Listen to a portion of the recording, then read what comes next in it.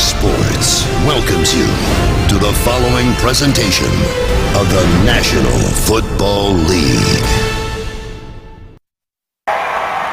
54 degrees. It is blowing around down there a little bit wind-wise, and there is a chance of rain. That's kind of how it's been here in Carolina. They played in a downpour on Monday night. Weather is considerably better, and with the middle of the field resodded, away we go. Green Bay won the toss. They deferred. Carolina starts with it. Joe Webb on the return. He does a little bit of everything. Third string quarterback, active special teamer. And he's out near the 30. 25-yard return by Webb. Casey Hayward on the stop, and here comes Cam Newton. The numbers aren't great, except for 7-0. But the completion percentage is down. There's his overall record in his 5th season in the NFL. Yeah, well, it said a lot about Cam Newton. You can't judge how well he's performing just based on his numbers, clearly. He's not going to put up the passing numbers that a guy like Aaron Rodgers will. He does so much more for this offense. The big key for him has been the plays that he's been able to make late in games to get them to this 7-0 record. Delayed handoff, Stewart. This is the top running team in the NFL. Not only with the numbers they put up per game with regard to total rushing yards, but the number of times that they hand it off. Who do you want to pick out of this group? Olsen, the tight end? Yeah, I don't know how you can overlook him and the job that he has done. You know, not just this year either. I mean, he's been terrific this season, but from the day he arrived here in Carolina 5 years ago, he has been Cam Newton's go-to guy. 2nd down and 6. 4 men on the rush for Green Bay, and Newton out. Cam Newton is going to slide, and he slid short of a first down. He gets up signaling first down, but where the slide happened, he's short. And that was not a very heady play by Cam Newton. Well, and talking with Dom Capers, of course, this is the goal each week against Carolina. Keep Cam Newton in the pocket. You rush too far up the field, as Julius Peppers does, and Greg Olsen was going down the middle, had a shot at him, but he decided to run with the football instead. It was interesting, Joe, in visiting with Cam Newton, he said the reason he likes to slide head first is so that he won't lose yardage as he just did because of the slide. Newton picks it up anyway, and he's with that big body. 6'4", 245. He's taking bows after a 5-yard run. Nate Palmer on the stop. And for Cam Newton, more rushing first downs than any quarterback in the NFL. And here's the defense. And you look at out on the edge as Green Bay is without Quentin Rollins and Sam Shields. Both injured. Play action. What a catch! Olsen with a one-handed grab. And this good start for Carolina will continue as Olsen is inside the 35. Good for 23. How about that grab? That'll rival Odell Beckham Jr. They put Olsen in the flat, just a busted coverage by the Green Bay Packers. They've got a slant in behind it. Nobody picks up Olsen. An outstanding job bringing that ball in. Catch number 499 in his career.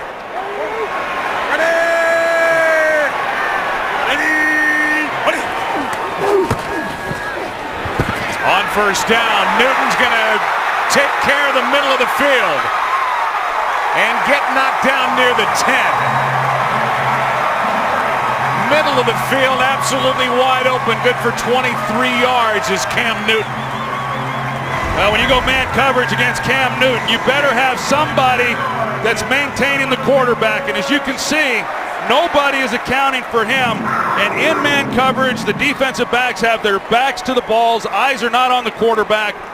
Couple runs now by Cam Newton. This is a big one. Smiling all the way. Why not? Season-long carry at 23 yards. Newton over the middle. Pass caught. And Kachary is inside the 5. Stretches near the 2. Good for 7+. Quentin Dix on the tackle. And if you're Mike McCarthy, we saw that shot of him. He's thinking, here we go again. It's been 2 brutal weeks for this Green Bay defense. They've given up 500 yards in each of the last 2 weeks, most of that through the air by Phillip Rivers, and of course last week by Peyton Manning. But here on this first possession, Cam Newton's putting on a clinic, and there has been no pass rush.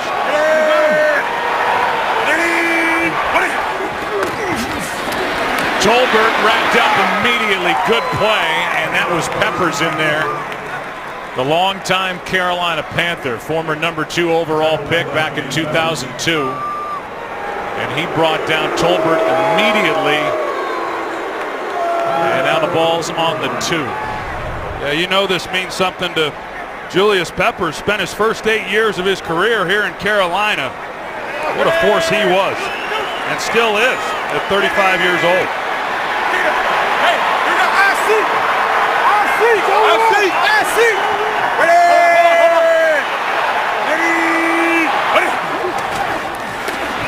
Newton throws it away. Corey Brown was at least close enough to it to avoid a grounding. It went over his head out of the back of the end zone, and Newton just got rid of it, so the drive stalls inside the 5, and what looked to be an overwhelming start to this first possession ends up with a 20-yard field goal try by Gano. Well, that's been the strength of this defense. Not so good last week against Denver, but prior to that, really good in the red zone. So a lot of yards given up. That's been the thing that's been their deal all year. Stop them in the red zone. That's what Dom Capers prides himself and his defense on, scoring defense. They were a bit out of breath, but at least they stood up inside the 5, and Newton and company come up with 3. This game is sponsored by Southwest. Transparency. Low fares, nothing to hide. Cam Newton had 63 yards on that first possession, 30 through the air, 33 on the ground. It's the first time since week 1 the Packers have allowed opening drive points. Carolina's now scored on 5 of 8 opening drives, leading 3-0.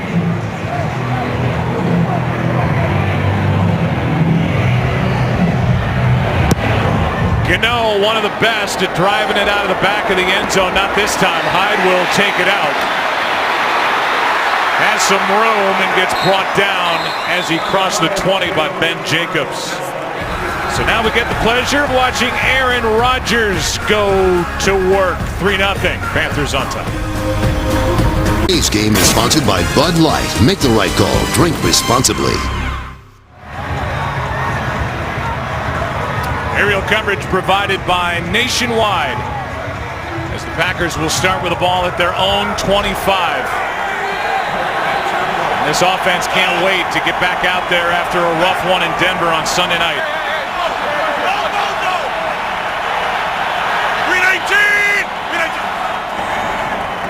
Play action.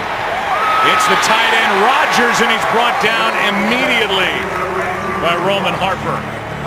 A gain of 2, and Aaron Rodgers, the numbers are fantastic. In the last 15 games following a loss, 15-0, and look at the touchdowns, 2 interceptions. That's a guy who knows how to bounce back. Oh, he sure does, and the thing that he's done a really nice job of all season long this year and throughout his career is being smart with the football. Last week, obviously, a very disappointing loss. Not much production offensively. That game could have really turned ugly, that he started forcing a lot of balls early into coverage. Here's Lacy right side, and he has yet to kick it into gear. He gets nothing, lost half a yard, and Shaq Thompson, the rookie, and first-round draft pick out of Washington, back after missing the last 2 games with a sprained knee, in there to make the stop. And the Packers are looking for more out of their tight end, Richard Rodgers, you see there, number 82, and Randall Cobb, who's been slowed down the last 4 games. 3rd and 9. Ready, go! Whiskey! Now! Hey, 10! Ready! Rodgers in trouble, and down he goes. Lotulelei The one who can finally bring him down, and Aaron Rodgers did all he could, had nowhere to go. Looked a lot like Sunday night, didn't it? Man coverage across the board, pressure in the pocket. Aaron Rodgers buying some time and just really unable to find somebody that could create enough separation for him to turn the ball loose. A 3 and out as the Packers went backward on their first possession. They just got it away and hits a good one. Ginn backing up near the 25. Flag is thrown. Looks like it's against Carolina as Ginn runs into Mastay, who's in on the stop with Nate Palmer, and Mastay is a little gimpy coming out of that tackle. But a flag thrown back at the spot where Ted Ginn caught it. Right now, a 33-yard return. We'll get the call from Gene Steratore after a 57-yard punt, which is a season long for Mastay. During the return, illegal block in the back. Return team number 43. 10-yard penalty. First down, Carolina. Timeout. It's against Fozzie Whitaker right there. That erases the 33-yard return. 3-0 Carolina as they get it right back.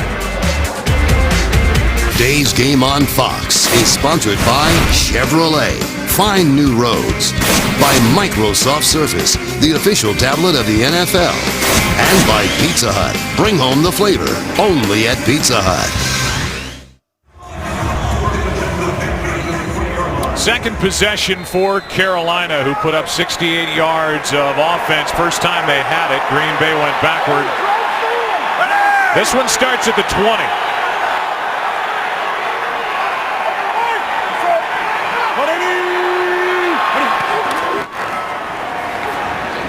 Newton in trouble. Able to stiff arm his way out of it as he was under pressure by Mike Daniels, who's playing great. Let's go to Mike Hill for a game break. All right, guys, Saints and Titans, and Drew Brees picking up where he left off from last week. 7 touchdown passes against the Giants a week ago. Here's his first opening drive of the game. Finds Josh Hill for 10 yards. 7-0 Saints. Joe, Troy, back to you. All right, thanks. Well, New Orleans is at 500 now at 4-4. Yeah, they won 4 of their last 5. They're playing some pretty good football here as of late. So many Packer fans here making noise. Here's Stewart with Daniels in on the stop. He wasn't alone. Peppers there as well. A gain of 4, third down coming up. And this Green Bay defense trying to make a stop. Yeah, trying to make a stop and a little different look from what they've seen the last couple of weeks. As I said earlier, they face Phillip Rivers and then Peyton Manning, 2 veteran quarterbacks that certainly can exploit a secondary, and a different offense here today with Cam Newton, one that leads the league in rushing. Third down and 6. Newton fires too high for Olsen. 4th down. Carolina Panthers coming in having won their last 11 regular season games. During that streak, they didn't beat any team that at the time had a record over 500. A chance to make a statement today. Chance for a bounce back for Green Bay, and as it stands right now, a big one potentially when we get to the end of the year and the NFC playoff picture. 7-0 against 6-1. Nortman hits it, a good one. On the move, going back, Hyde. Nice move along the sideline, a good return. And decent starting field position across their own 35 for Aaron Rodgers and the Packers down 3. Game here for Green Bay in first place in the NFC North. The Vikings leading St. Louis 3-0 early in that game. Green Bay and Minnesota, they will meet in 2 weeks.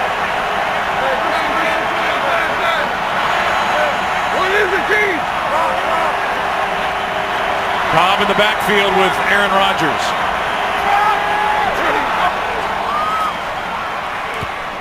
Cobb is missed. 2nd and 10, and we'll look at this defense, which is the 10th ranked defense in the NFL. The guy in the middle of that graphic is the guy in the middle of this defense, and the best in the business, Luke Kuechly. Yeah, he's everything you want in a middle linebacker. He's fast, he's smart, he's tough, he's physical, and he can cover.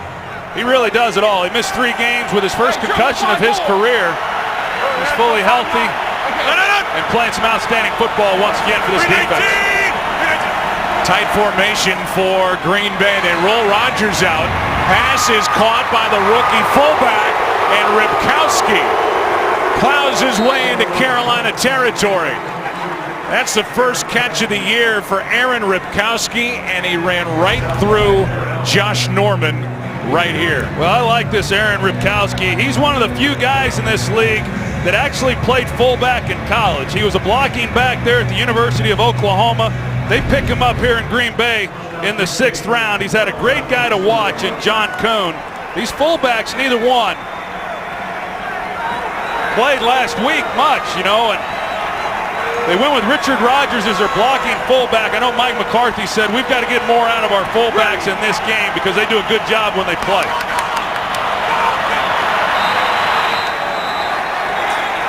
They're going to throw the flag for delay of game, as you can see. Delay of game. Offense. 5-yard penalty. First down. Aaron Rodgers was pleading with Lindsley, the center, to snap it. Right here.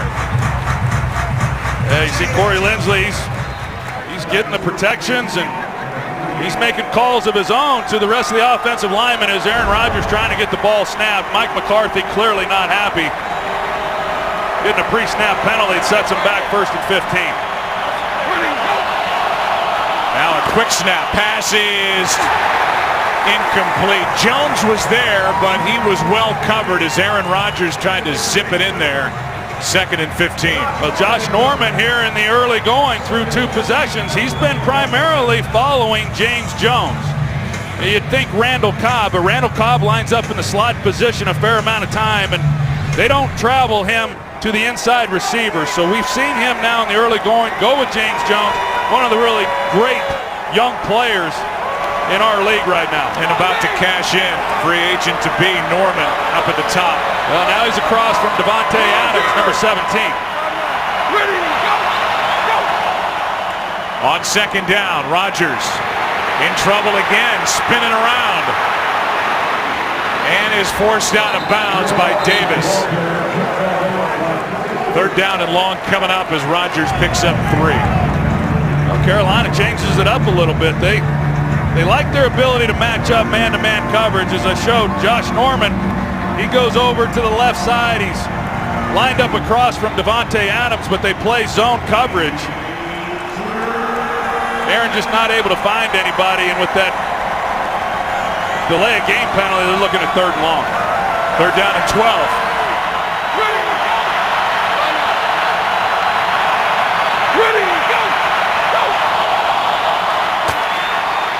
Rodgers throws, pass is caught.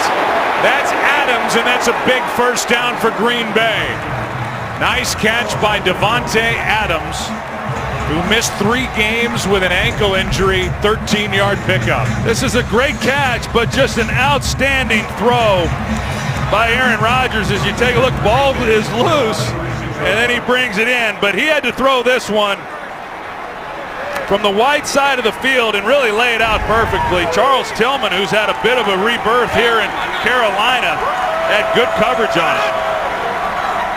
Hey, over! Outside line, over! 319! Starks gets it on a toss. Has to cut back, good run. There was nothing out to the left, and James Starks cut back, brought down by Davis after a gain of 4. Well, you wonder just how much of James Starks are we going to see in this game. I know that Eddie Lacy has really struggled. Is he healthy? Is he overweight? Is he out of shape? Mike McCarthy says he's well-conditioned. That's not the issue at all, but the facts are he has not been productive, and they expect more than they've gotten. And Mike McCarthy said if he doesn't perform, we're going to go with James Starks. His first carry lost 1 yard. Nice gain by Starks. And here he is, cutting back again. And he'll keep getting it with runs like that. Kuechly on the tackle, a gain of 9. And a first down for the running back who's starting to take over the Packers' ground attack. Well, when he gets his opportunities, he makes the most of them. This is an excellent job on his part of recognizing the cutback, taking it, getting as much out of the play, and I can tell you that helps out your quarterback. Ready, help! Rodgers, pass caught, Adams was a guy you asked Mike McCarthy about. He said, well, it's time for him to get it back going again. He's had plenty of time to heal from the ankle injury, and he made the big third down catch a moment ago. Now this one is good for 4 and inside the red zone of the Packers. And the Packers, they're starting to get some rhythm going right now. They're going to the huddle, no huddle offense, starting to pick it up a little bit. That's what you would expect when you start to get some rhythm. You start getting some positive plays. Here's Starks. James Starks still going. Forced out of bounds inside the 5 by Kuechly. And Starks brings some life at that running back position, good for 15. Well, this is a defense that we know is an outstanding group. They've got playmakers at each level of their defense, but where offenses have had success against them is running the football. James Starks, now with his opportunities, he's done some nice things. Carolina's allowed an average of over 140 rush yards a game over the last 4. 10th play of this drive.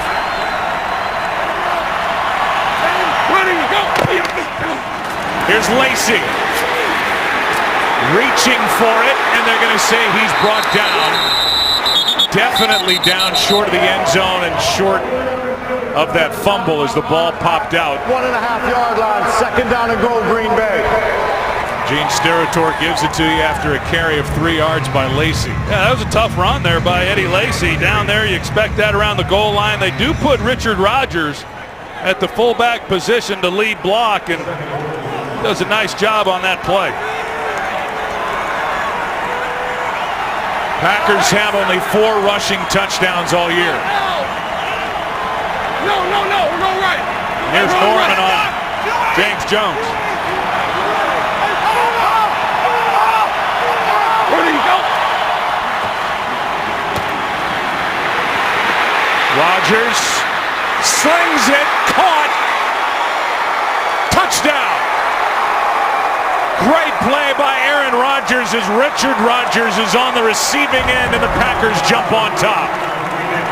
Well, Aaron Rodgers has to stick this right on him, and he does, and he's got his feet down, so that's a heck of a job. Aaron Rodgers changes the play, and you're going to see Luke Kuechly in the middle, 59. He counters it with one of his own, but Rodgers, he flushes out of the pocket, design rollout, and just sticks it on Rodgers for the touchdown. That's one of the best 1-yard touchdown throws you'll ever see. There's a lot of bodies in there. You got to be careful as a quarterback when you're trying to fit balls in those spaces, but an outstanding job of seeing what he had and making a good throw. Third touchdown for Richard Rodgers. And the Packers lead by 4. Aaron Rodgers, touchdown throw number 16 on the year. His legs kept the play alive, and then that arm able to fit it in. Packers on top. The Green Bay Packers are facing undefeated teams on the road in back-to-back games, but as they go forward, they have the 4th easiest schedule based on record the rest of the way. And as Aaron Rodgers told us yesterday, we need to find our identity. Ball control, okay. Or do we want to be aggressive? He votes for aggressive. That was a good drive put together by the Packers to take the lead. For Green Bay, they lead the NFL in first quarter scoring. They lead by 4. There's a new tradition in college basketball you're not going to want to miss. The Gavin tip-off games pitch the Big East against the Big Ten for 4 days. Great action beginning November 17th with Nebraska-Villanova, only on FS1. Joe, I know in getting ready for this game, you know, for a team that's 6-1 and was 6-0, went into that game on Sunday night against Denver, it sure didn't feel that way when you hear what all was being said about this team, and even in talking with Mike McCarthy and Aaron Rodgers. Expectations so high for the quarterback and for this team. Here's Stewart left side, picks up 8. Well, I think for an offense, in Green Bay, yeah, you lose Jordy Nelson, that's going to have an impact. A 1,500-yard receiver from a year ago, but as you pointed out earlier, they've just been banged up. Devontae Adams, really had not been healthy since week 1. I do think he's much healthier than he's been since then here today, but they are without Ty Montgomery, so still have not been at full strength at that position. 2nd down and 2. Handoff is to Tolbert. He's got a first down. And that should be it for the first quarter. Meanwhile, Carolina, they lost their top receiver in Kelvin Benjamin in August. Tore his ACL. The rookie last year, 73 catches, over 1,000 yards, 9 receiving touchdowns. And yet, even with losing him, the Panthers are undefeated, 7-0, and after 1, trail by 4. Back after this from your local Fox station. First down Panthers as we start the second quarter here in Charlotte.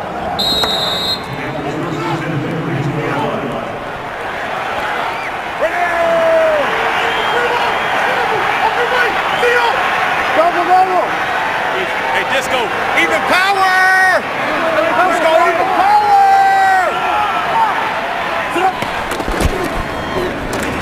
Little end around and tripped up in the backfield is Corey Brown. Play is made by Nick Perry, and that was a big one, a loss of 12. Well, Nick Perry plays this beautifully. He comes up the field and he sees the reverse action by Corey Brown, and he stays home, and then he makes a play there in the open field. That's an outstanding job by Nick Perry. Ed Dixon missed on the block. Didn't slow him down at all, and after that big play, it's 2nd down with the ball back at the 20. They like to use Corey Brown a lot in those types of situations, and Nick Perry read his tip sheet coming into this one. 2nd and 22, Dixon. Good play by the safety Morgan Burnett. And with 3rd and 16 coming up, let's go to Mike Hill with a game break. Guys, you got one of the 4 undefeated teams. I got another one, the New England Patriots, and they just might stay that way. LeGarrette Blount, 5-yard score, his 6th of the season. It's 14-0 Patriots, but Tom Brady just got picked, so the Skins may be in some business. One of only 4. Only one in the NFC, Carolina. 3rd and 16, listen to the Packer fans making the noise. Newton is going to throw and wide open Cotchery. Absolutely left alone and brought down at the 15. 59 yards to Jericho Cotchery. We've seen the Packers in a lot of man-to-man coverage, but 3rd and long, they elect to go zone, keep their eyes on Cam Newton in the pocket. Clinton Diggs, he's playing really deep. And as a result, Jericho Cotchery, he's able to just knife right through the middle of that defense, and Cam Newton finds him for a huge play on 3rd and long. And the longest play from scrimmage all season for Carolina, 59 yards on 3rd and 16. Well, absolutely demoralizing for a defense to get an offense into that situation and give up that type of play.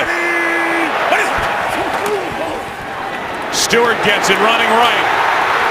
Takes Clinton Dix for a ride to the 1.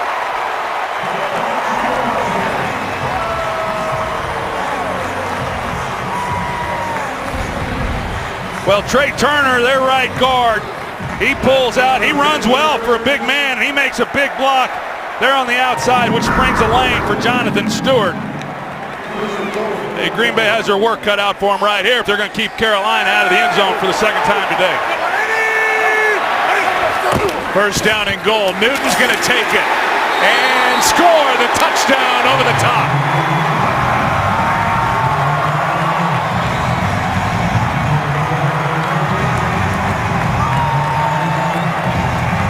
Fifth of the year for Cam Newton, and his 38th rushing touchdown since 2011. That's pretty unbelievable. You see him get elevated and stretch the ball out, and we've seen him now on 3rd and 1, and now right down here on the goal on 1st down. If they only need a foot to a yard, there's a good bet that Cam Newton's going to get the ball and he's going to make it. Jericho Cotchery, the 59-yarder on 3rd and 16, got him into position.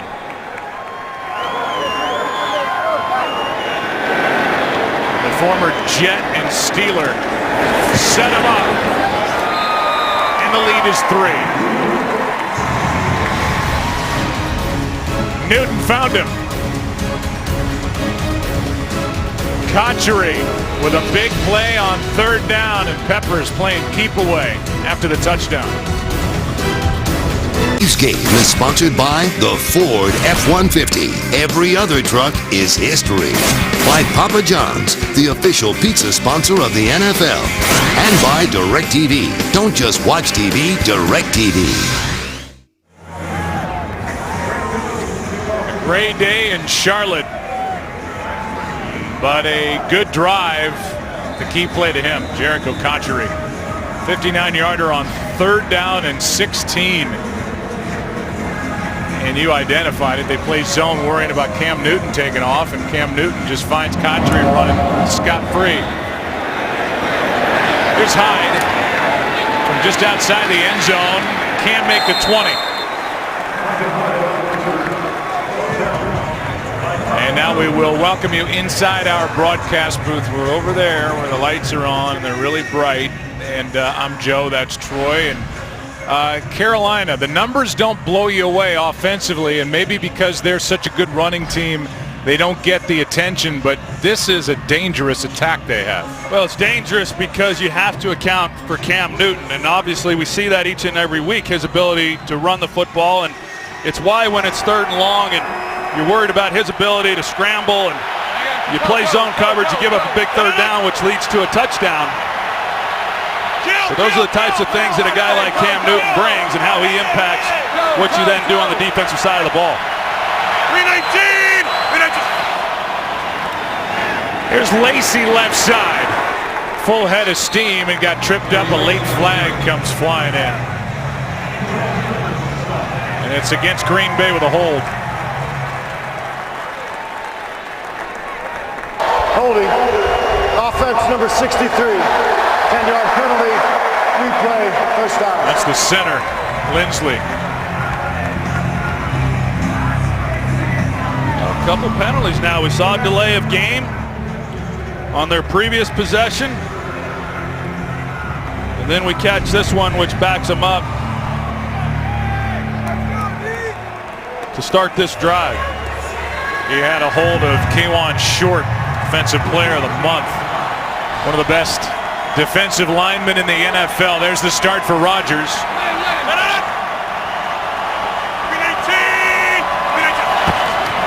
First and 18. Rodgers, Adams, incomplete. 2nd down and 18. Well, I know Randall Cobb, and we heard Aaron Andrews' report to start this game, how he took it personally based on the performance and the lack of production with that receiving core last week. And he's a fine player. They do a lot of things with him, and he's trying to take on the load, or has been now for much of this season. Hard to do. And we've seen them utilize him, try to put him in the backfield and free him up as best they can. He's primarily been a slot receiver here in this game. Here's Lacey. Not much. Picked up a yard and a half. Wes Horton on the stop. 3rd down and long coming up. They go back to a couple years ago, Joe, and the Carolina the Carolina Panthers, they pick up star Lotulelei, and then in the 2nd round they pick up Kawan Short. 2 big guys there at defensive tackle. Kawan Short is really coming into his own, being a real physical presence there in the middle, but they get an inside push, and they're difficult to move in the running game. Hard place to run between the tackles.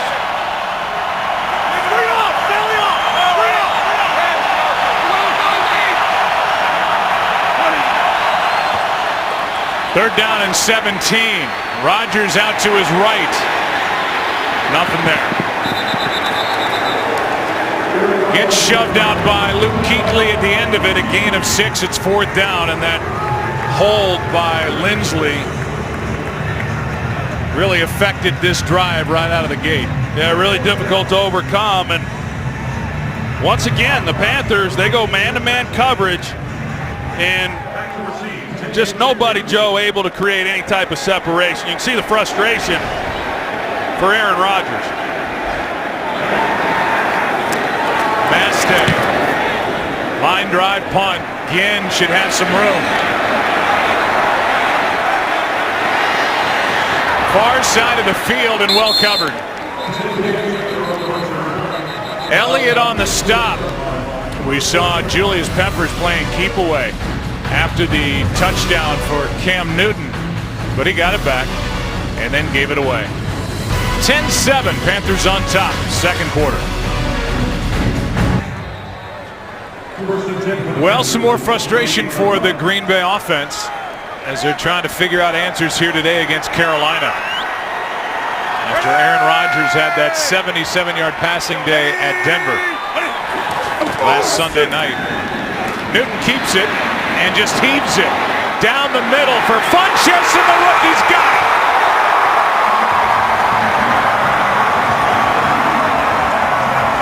What a catch with Randall all over it. 52 yards from Cam Newton.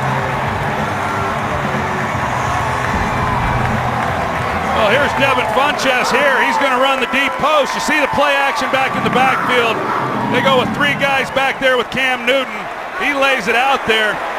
Cam Newton calls the rookie fun, and when you make plays like that, that is fun. That's an outstanding job on first down. Take a shot down the field. You have good field position. Excellent call by Mike Shula, the offensive coordinator. Handoff now is to Stewart. That last one good for 52 yards to the rookie, and that's two completions of over 50 yards. And how with Randall grabbing him, pulling him all over his back, does Funchess make that catch? That's just a perfectly thrown ball. You're right. Demarius Randall, he's in outstanding coverage. I mean, you can't cover a guy any better than that. What great concentration by Funchess, and just a perfect throw with Cam Newton. Newton, end zone, touchdown, Olsen.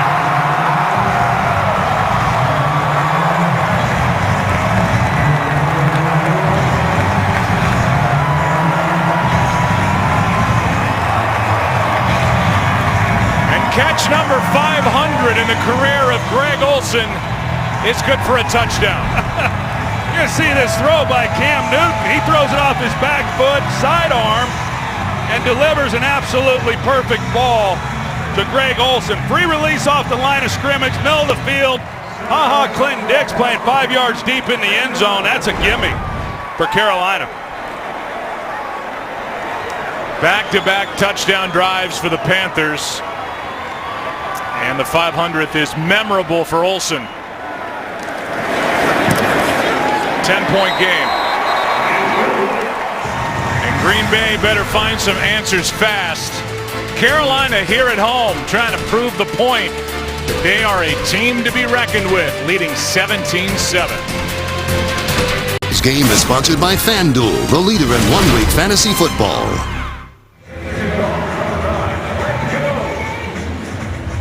Well, it's been impressive last two possessions. Olsen gets the touchdown. The rookie set it up with the 52-yarder. And with under 9 to go in the first half, the Panthers lead it by 10. As Gano kicks it away. And out of the back of the end zone. Well, this has not been a big play offense throughout the first 7 games of this season, but you're going to see the formation here in the backfield. Running formation, Clinton Dix, the middle safety. They're playing man, but he's got to stay deep as the deepest receiver. He's kind of hanging up there, expecting maybe they're going to get the ball to Greg Olsen. It allows Funchess to get deep. And Cam Newton, he comes back to him a little bit late. He was looking elsewhere initially. He shows off his arm strength to get that kind of throw off his back foot. And hits him right in stride. That's impressive. He doesn't even want any water on the bench. Funchess, who the Panthers traded up to get. Been plagued by some drops in his rookie year. That was a big one. Here's Starks. Nowhere to go. And it's Luke Kuechly who serenaded a 1-yard loss. Luke Kuechly, he talked about it. Those guys up front that I spoke of a little bit earlier, K'Wan Short and then Star Lotulelei, Their job primarily is to keep blockers off of him and let him run to the football. He had a clean shot on James Starks.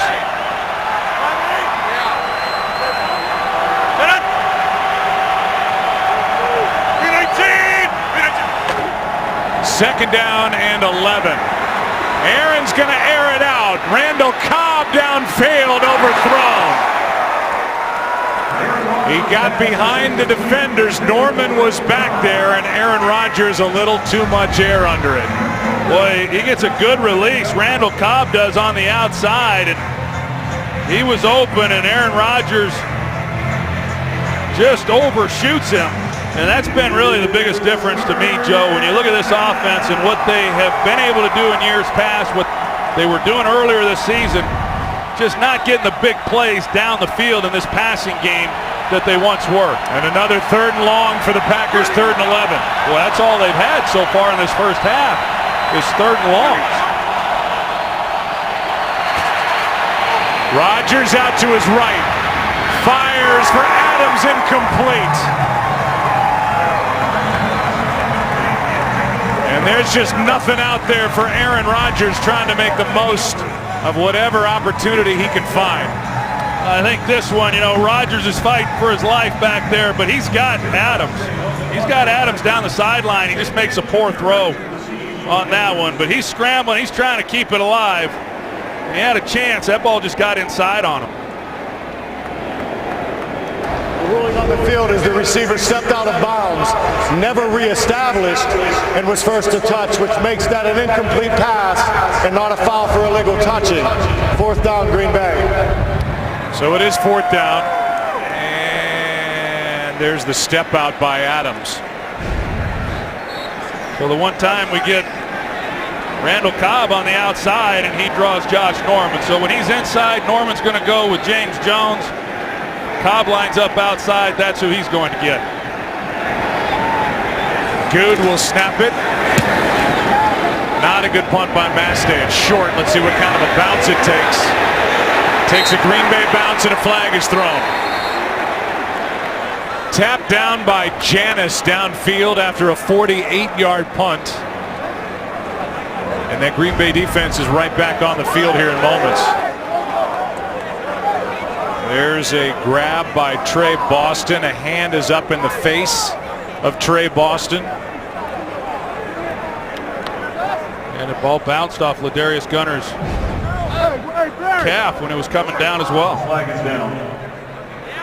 Well, there's a lot to decipher here for Gene Steratore.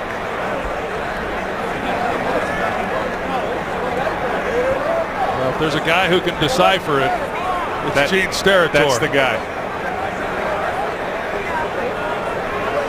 But it's going to be interesting because you can see there are multiple officials with different aspects of that punt that they're trying to explain to Steratore. During the kick, personal foul, face mask, number 36 of the kicking team. The ball is illegally touched by the kicking team and recovered by receiving team or down. The penalty will be 15 yards from the end of the kick. First down, Carolina. Timeout. So they get that hand up into the face right here of Ladarius Gunter. Into the mask of Trey Boston. 15 more yards for Carolina as they lead it by 10. Best starting field position for the Panthers, who lead it by 10. Carolina's had 4 games in their history with 2 completions of 50 or more yards. 2 of them have come over the last 6 games, 2 in this half.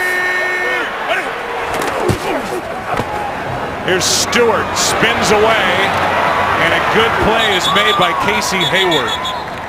And on first down, a loss of 2.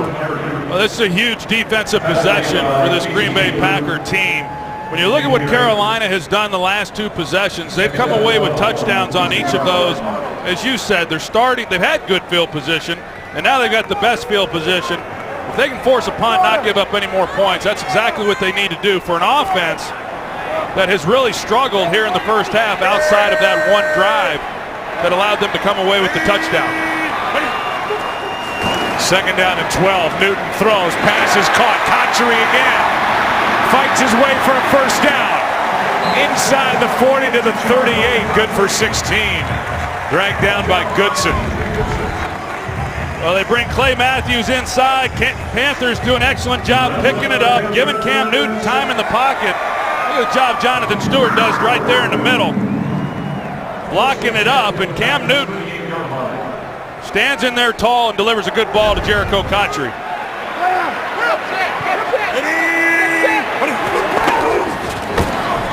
Here's Stewart. Stood up at the 35-yard line. A gain of 3. Nick Perry in there on the tackle.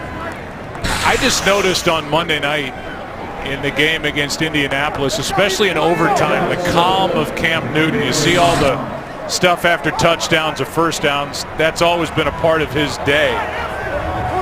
But he seems in control. He seems confident. He seems like he's taken that next step as he plays here in his 5th year. Well, you watch him at the line of scrimmage and the calls that he makes, as he is right now, changing the call, seeing what the defense is doing, and putting his team into good plays. Newton's got a man, but overthrows Greg Olsen. And another touchdown was there for the taking. 3rd and 7 coming up. Well, you just watch the Panthers play, and you're going to get shots in the seam to Greg Olsen. And if you're playing him, you better find a way to defense it. Because right there was another touchdown. Morgan Burnett in coverage, Dixon in the middle of the field, and just a straight line shot to the goal line. We've seen it a lot from Greg Olsen, catching those passes from Cam Newton.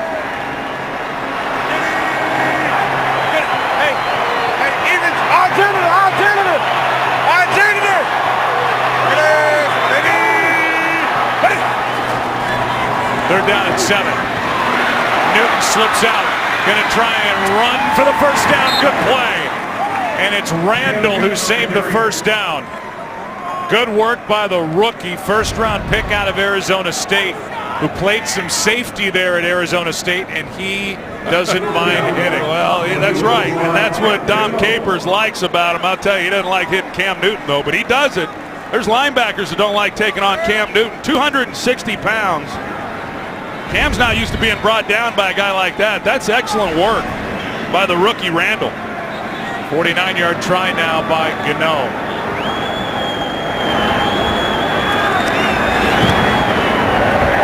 And Graham Gano drives it through for a 13-point lead. And the Green Bay Packers offense, Mike McCarthy, Tom Clements is calling the plays. We'll try and figure it out. The last 3 games for Green Bay have fallen from 10th to 28th in total yards. 8 sacks allowed. 6 in the first 4 games. The time of possession is down.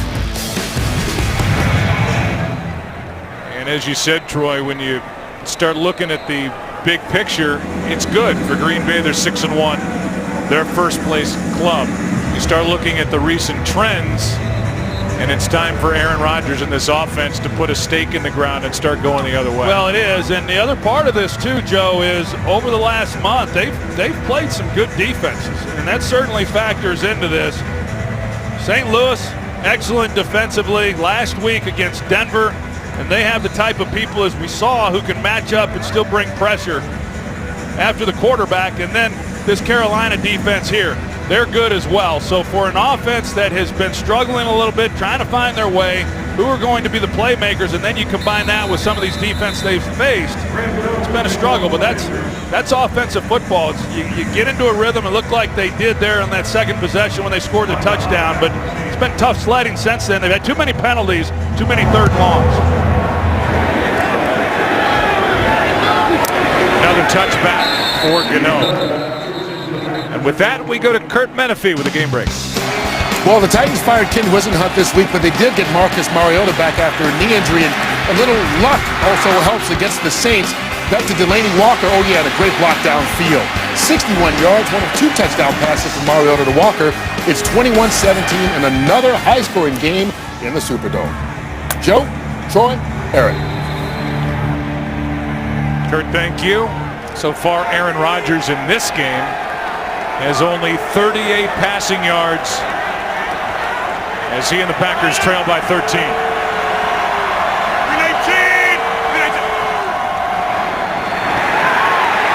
just getting rid of it is Aaron Rodgers. They're going to say incomplete pass with Lacy close enough to it. Heavy pressure by Thomas Davis. Yeah, John Kuhn, he's in protection. He just whiffs. He misses on Thomas Davis. Aaron Rodgers has no opportunity whatsoever. He does an outstanding job just getting the ball out left-handed. As soon as he turns around, he's got a guy right in his face. Running. Here's Lacy. Ball is out. Carolina's got it. Fumble, Eddie Lacy.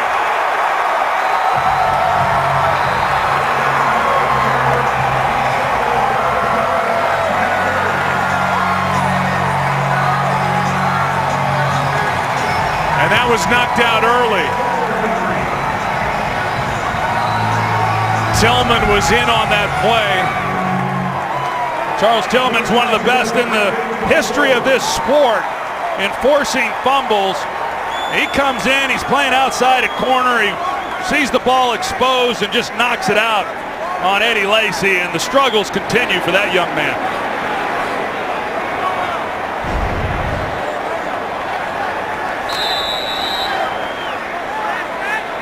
It's a takeaway for this Carolina defense. Now Cam Newton lines up in this play. Joe Webb at quarterback. Newton up at the top, and Webb will just keep it. And that didn't work. File that play away in the back of the drawer, and then throw the drawer away. 2nd and 11. Joe Webb knew that he was no longer needed on the field. He immediately trots to the sideline. He didn't even look. All right. See you next week. Cam says, hey, this position just ain't that easy. 2nd down and 11.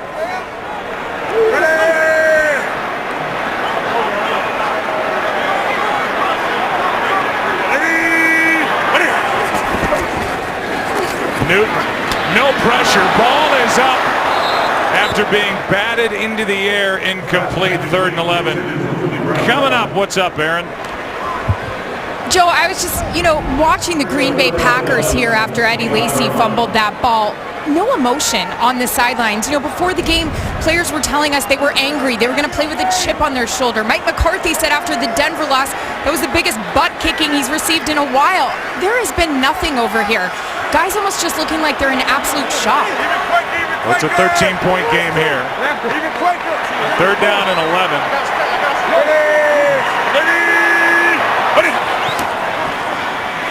Newton fires behind Ted Ginn.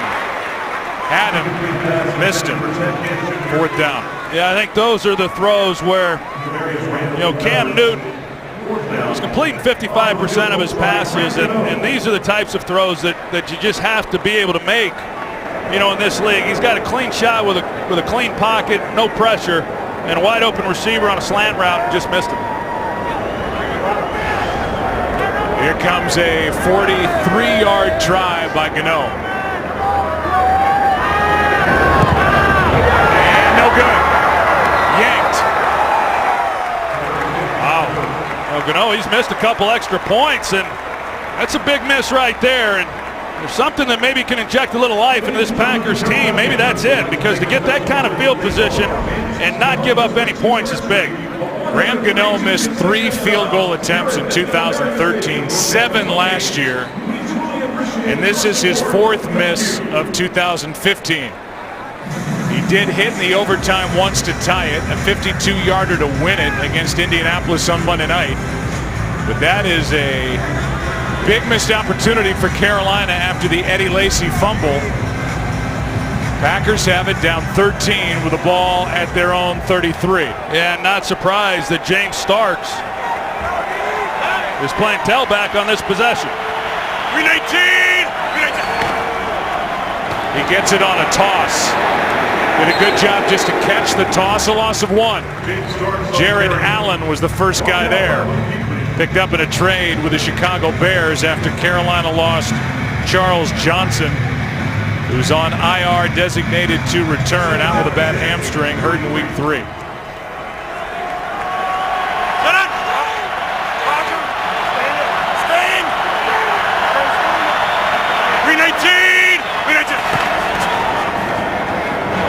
Here's Starks again.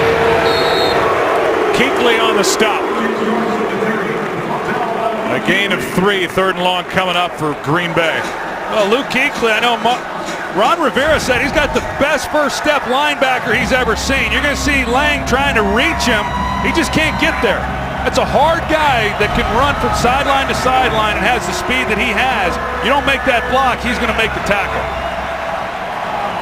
Packers on 3rd down have had 3rd and 9, 3rd and 12, 3rd and 17, 3rd and 11. Now it's 3rd and 8. Thrown it! Once again, 10.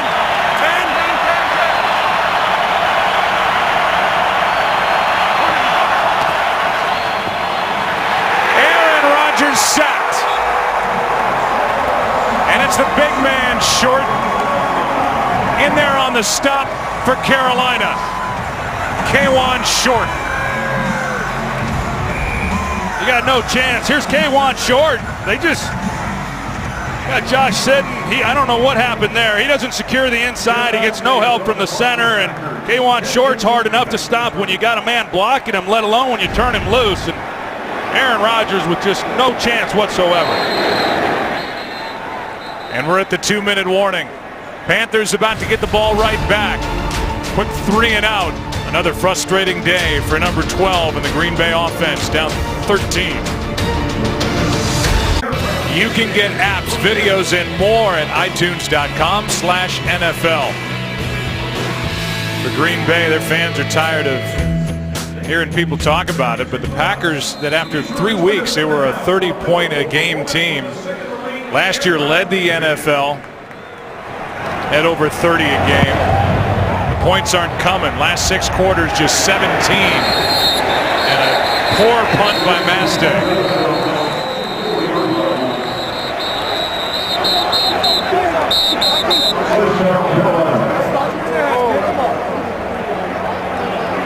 That by Mastay was a punt of just 26 yards. Kurt and Terry, what's coming up at halftime?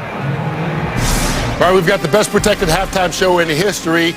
Servicemen and women from the U.S. Army Reserve will join us with Veterans Day just a few days away. We've also got highlights from the early games, and you know it's always fun whenever Terry Steelers take on Howie's Raiders. And for the first time in a long time, thanks to all of you, I feel completely safe. Thank you. Back to you. Guys, thanks. Well, it's been a first half pretty much dominated by Carolina. Here's Fozzie Whitaker.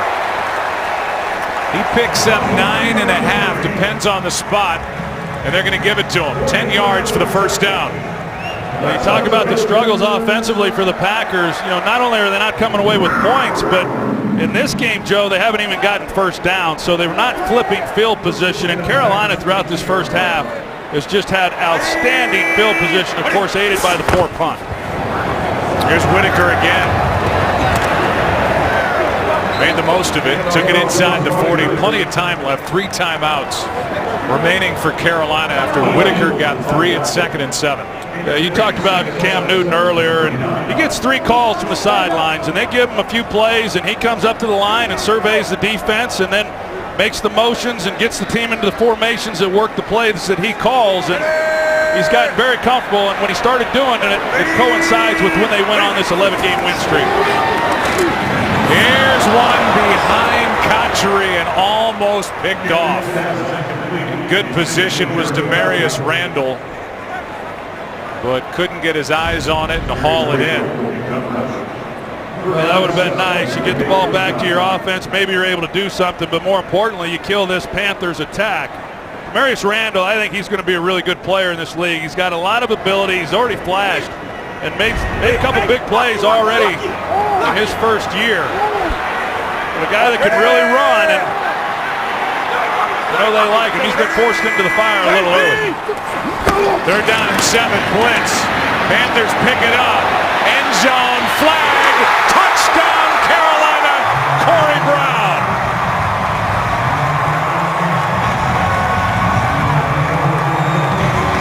The end the call is. They might have gotten Corey Brown, I'm not sure, but no, the official says it's on Green Bay. I thought there might have been a push-off at the top of this route right there. I thought that was really, if anything, offensive pass interference. He leans in and makes contact on Dimitri Goodson, and Goodson's just trying to run up the field. They got Goodson on a hold. Penalty obviously declined, and it's another big pass play from Cam Newton. 39 yards for the touchdown. And Carolina has put up a big first half and lead by 20. 27 points put up by the Panthers, who have 285 yards of offense against this struggling Green Bay defense. Well, Cam Newton has had a big first half, and even with the blitz, nobody got close to Newton on that play. Now you see they keep Greg Olsen, their tight end, in. They pick up the pressure. It gives Cam Newton a clean pocket. He delivers a perfect throw. Corey Brown makes a nice catch. I'll go back. It looked to me, Joe, it looked to me like Corey Brown's the one who initiated the contact. I don't think that should have been a penalty on the Packers, if anything, on the Panthers.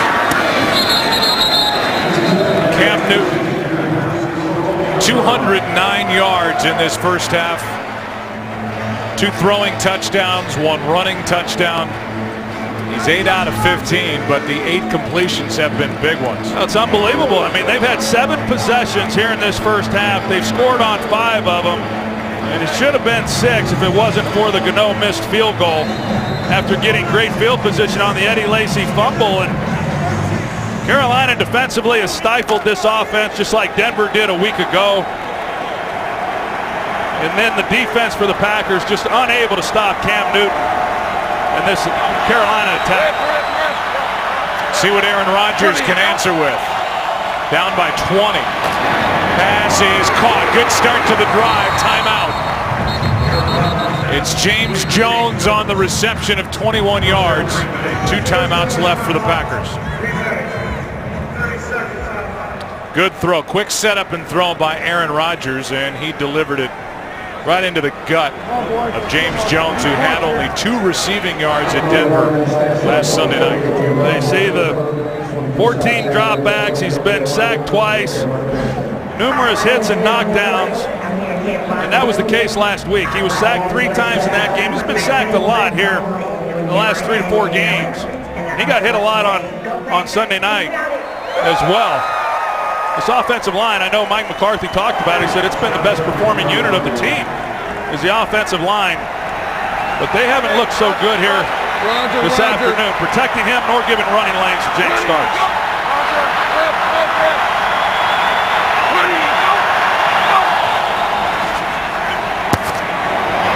Pass is into the air and almost back into the arms of Randall Cobb.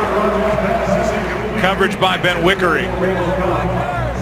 And Cobb has been shut out in this first half. Well, you look at what Aaron Rodgers is trying to fit a ball into. Ben Wickery is a young player, 2nd-year player, 5th-round pick from a year ago. He's really playing some good football for such a young guy. He's matched up on Randall Cobb. There was nowhere to put that football. 2nd and 10.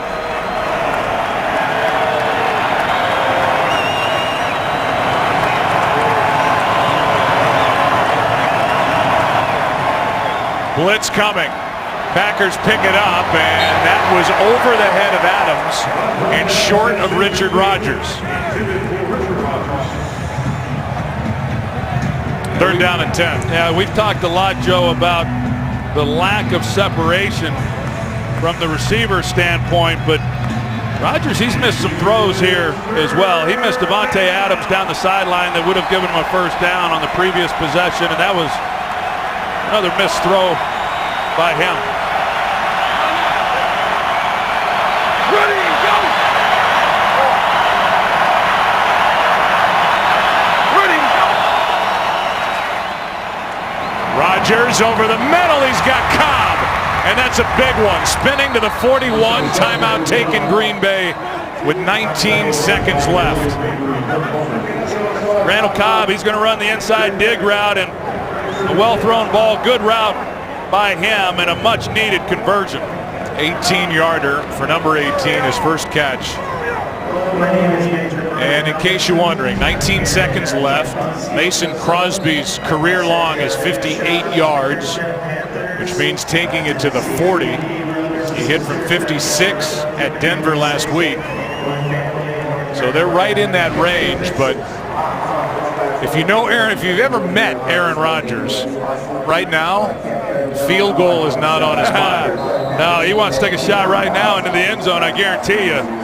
But 3 points to end this half for an offense that has struggled as much as they have. That'd be huge. Packers will get the ball to start the second half. Ready, go! Hold on! Ready, go! Rodgers is sacked. Brought down by Thomas Davis. And timeout taken by Green Bay, their final one. We've seen Thomas Davis now a couple of times. He just comes right inside the center guard gap. As offensive lineman, you're taught always to secure the inside gap and not give a rusher the shortest angle then to the quarterback. And a couple times in this game, we've seen Carolina be able to attack that area and get right on top of Aaron Rodgers. So now something has to go to the sideline to stop the clock. No timeouts left for Green Bay. And we'll see how they play it here on second down and 18. That was a big sack by Thomas Davis, his third of the year. Ready, go! Oh, I'm looking. Ready, go! Rodgers to his right, throws across the field. The pass is caught, but that does it for the half.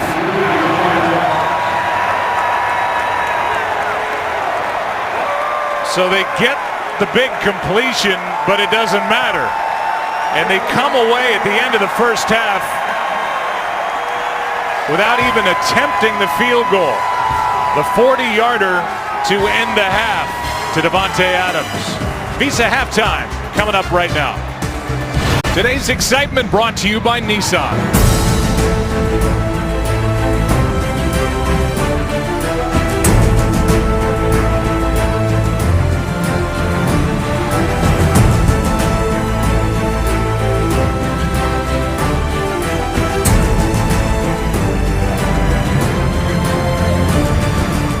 That was today's excitement brought to you by Nissan. You look at these statistics as we begin the second half.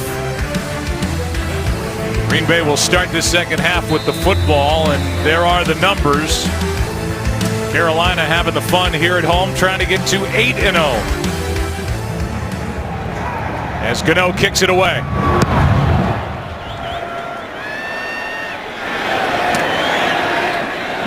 Micah Hyde takes a knee, and we take it down to Aaron Andrews. Just caught up with head coach Mike McCarthy, and I said, what was the first thing you even addressed your team with at halftime? And he said, well, the first thing we need to do is start running the ball. 41 yards isn't going to cut it. And then he said, the penalties have to stop. And then he added, in fact, all the mistakes need to stop. He said, every mistake we've made has led to big plays, like the protection. We made mistakes there. Aaron gets sacked 3 times. We've made mistakes on defense. They've led to Cam Newton making big plays. All in all, Packers need to clean it up, Joe. Yeah, well, we saw a first half fumble from Eddie Lacy. We haven't seen him since. James Starks starts in the backfield with Rodgers. Yeah, he had a 15-yard run there in that first half. Outside of that, it's been a struggle for him, too. Ready, go! Here's Rodgers, the tight end. Roman Harper eventually gets him out of bounds, and that's going to be 15 yards on the end of it as Harper threw Richard Rodgers down to the ground. This will be 21 yards of field position. We'll take the yards any way you can get them, and just not a Not a smart play right there. Even the late hit that came in just before he got out of bounds, that's something the league's cracking down on. Unnecessary roughness. Defense, number 41. 15 yards from the end of the run, automatic. First down. You know what was said by Ron Rivera in the locker room at the half. This is a Carolina team that blew a fourth quarter 17-point lead here at home on Monday night to Indianapolis. It took overtime to get the win. I'm sure the word finish was thrown around by the Panthers before they came out as they lead here by 20.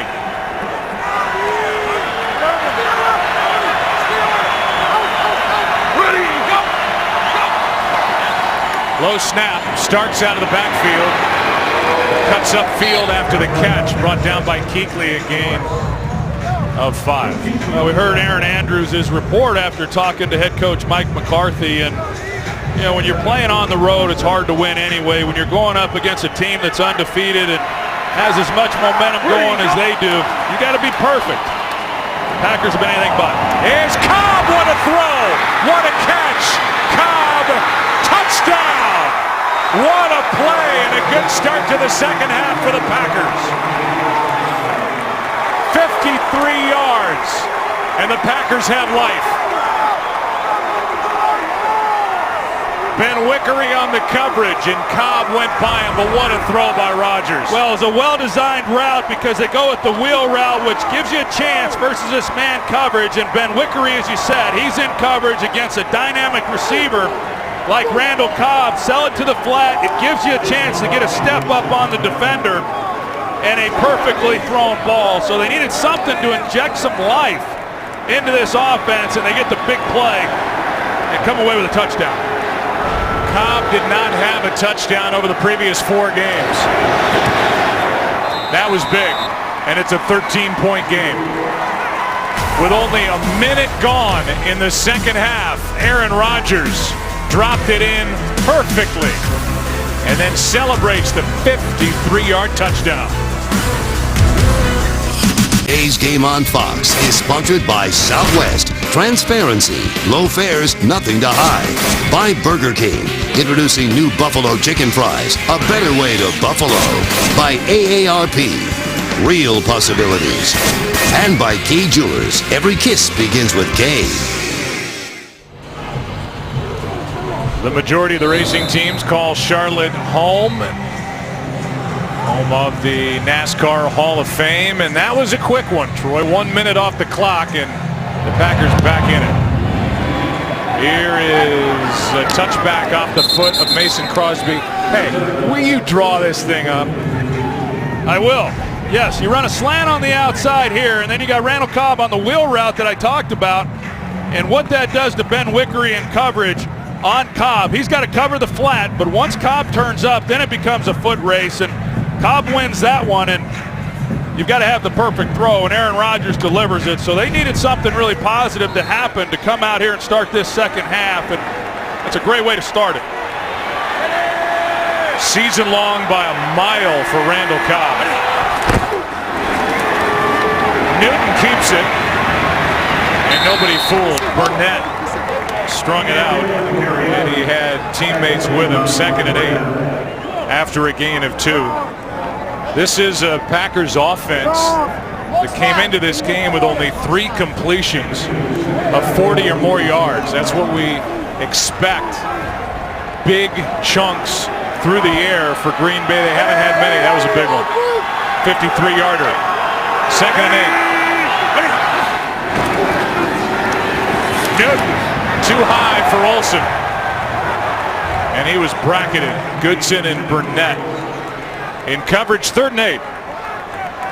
Well, the Packers play that one very well, and we've seen in the first half Olsen get up the seam and be open for some of those throws, and they've got underneath coverage and then Morgan Burnett over the top, and they sniffed that one out.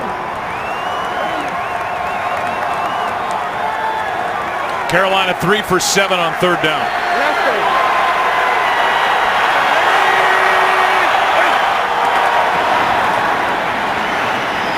Great protection until now, and Newton has to just throw it away.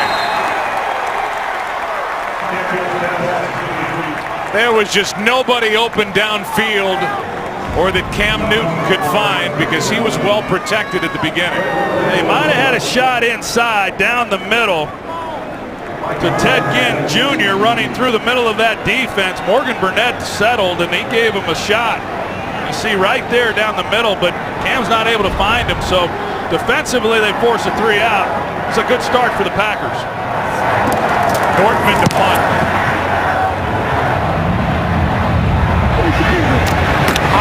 Gets hit immediately on the return by Teddy Williams. 43-yard punt, nothing on the return, except maybe a bruise. Packers get it right back, down 13. Carolina Panthers here today are trying to answer that question. Yeah, well, who'd you beat? Won all 7 games this season, 11 straight during the regular season. Trying to beat the Packers here today. Roger.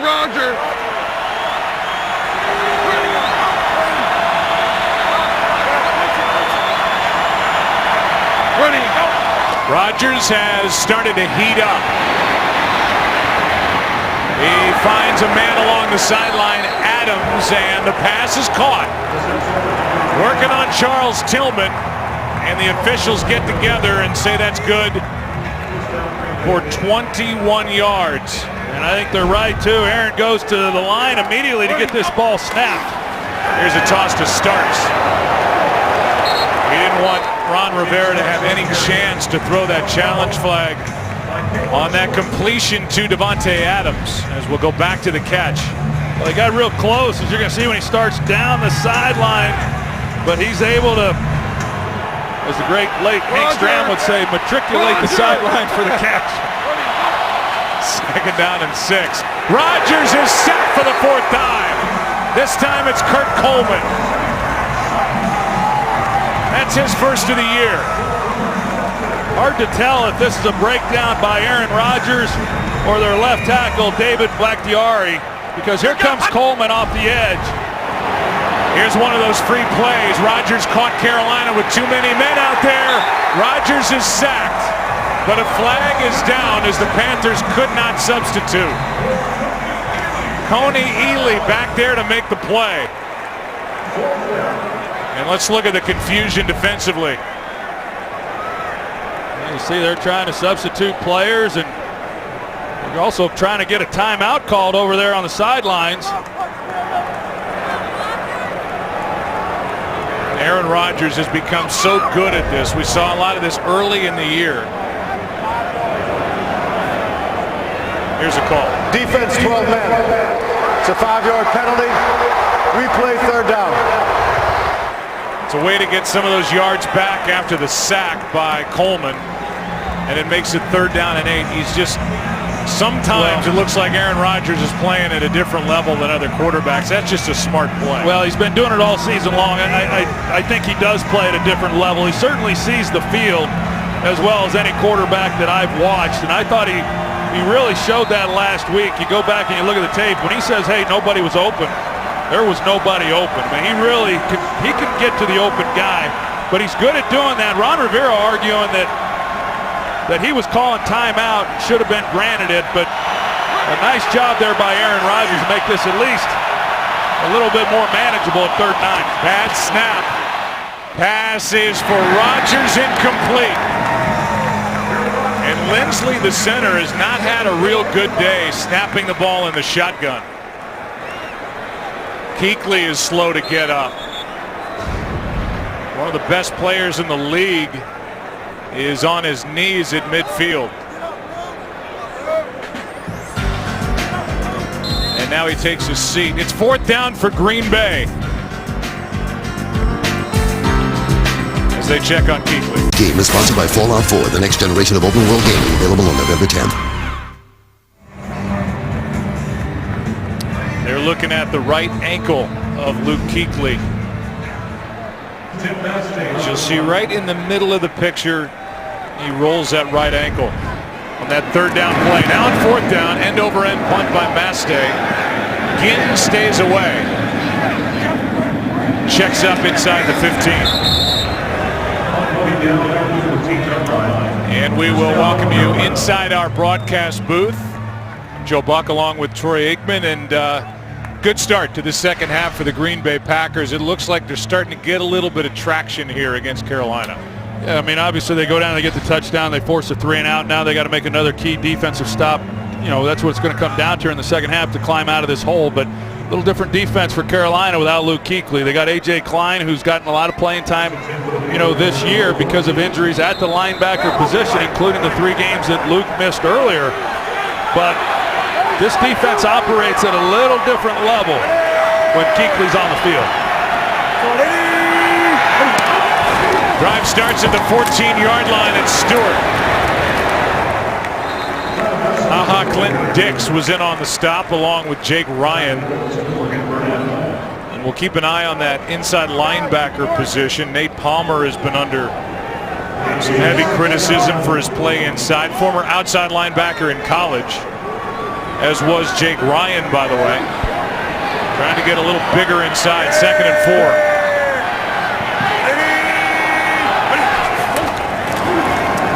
Stewart right side, he's got a first down. Knocked down at the 30, picks up 10. Well, we've seen that run a few times now with Trey Turner, their right guard, number 70. He just comes out and leads the way. And, of course, you've got Greg Olsen, who does an excellent job of blocking the point of attack. And if you're going to run the football effectively to the strong side, you've got to have somebody who can do that. And Greg Olsen does it superbly on that play.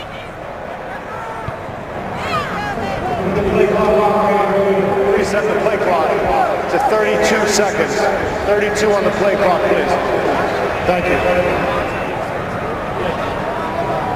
See Morgan Burnett coming over to the sidelines, and interestingly enough, he and Cam Newton were teammates back when they were young, about 8 years old, on the same Pop Warner football team. So long history between those two guys. He said Cam Newton was head and shoulders above everybody else back then as well.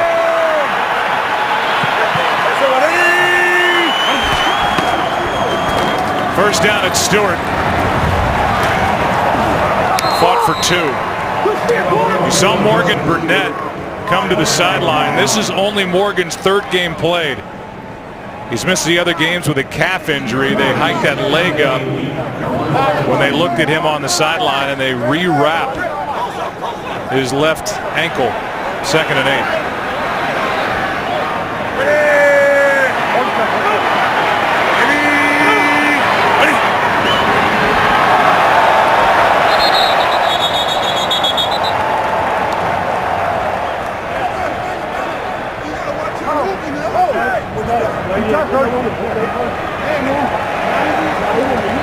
Encroachment.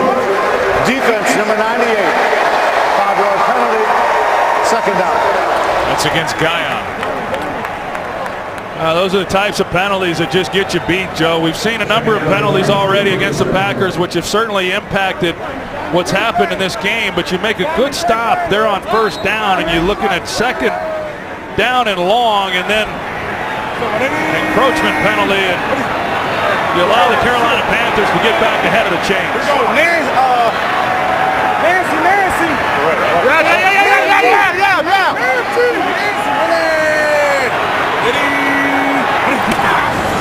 Second and 3. Newton outruns Perry. First down.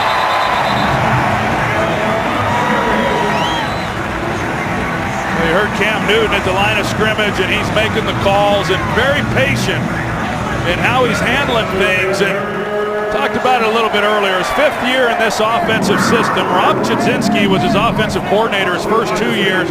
Mike Shula was on that staff. Ron Rivera wanted some continuity. He kept Mike Shula, named him the offensive coordinator, and Cam Newton is really flourishing with a great deal of confidence now in his 5th year. Our scissors, 47.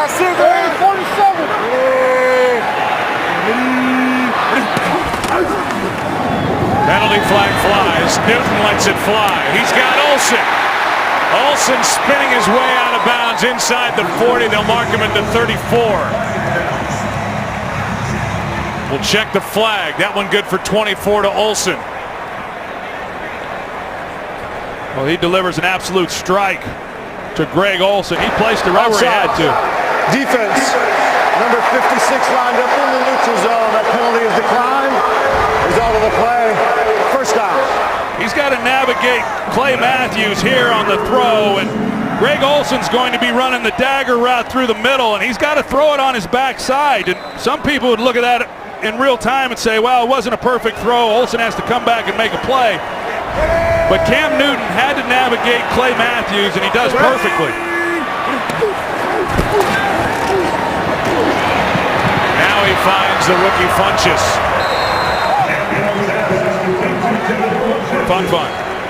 Fun, good for 5. 2nd and 5, and this is an important drive for Carolina after that quick strike at the start of the second half by Green Bay. Carolina got it, went 3 and out, but now their second possession, second half, moving it down the field inside the 30 at the 29.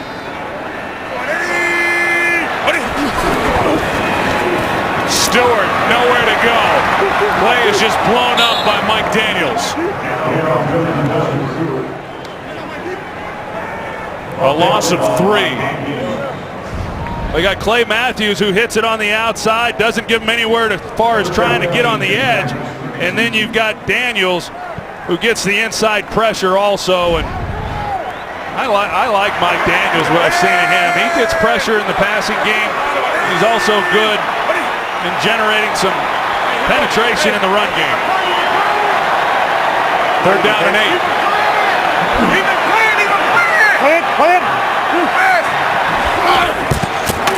They hand it off on 3rd and 8, and it's Stewart who's got a first down.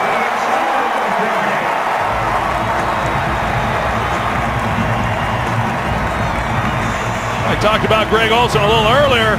We know what he is as a receiver. The job he does right here in making the block and giving Stewart somewhere to go with the football. It's an excellent job. 3rd down and long, you hand the ball off and pick up a first down. It's not very good defense. Not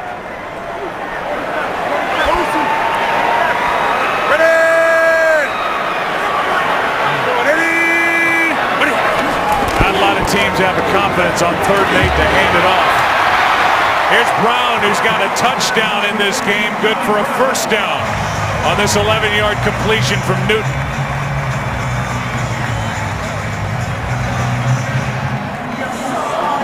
Well, he's got this group reeling. We knew defensively, as I said, that hey, this isn't the passing game that they've seen in San Diego or Denver. They came into this league 29th in passing yards. But Carolina, they've made big plays in the passing game. A pretty good job of running the ball overall. This Packers defense for the 3rd week in a row is reeling.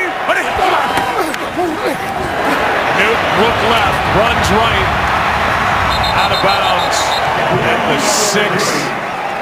Call it the 5.5. Forced out by Guyon, picks up 7.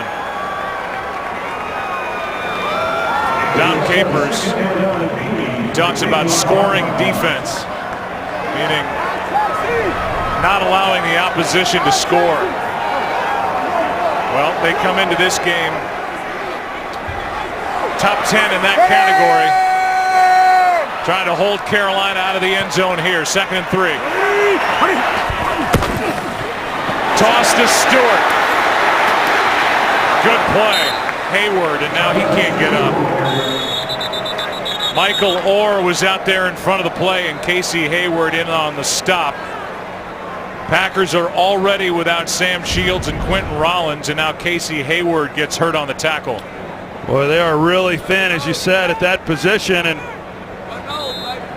to lose Hayward, then they're having to rely on some guys, maybe even a guy like Micah Hyde, to come out and start playing more of this game.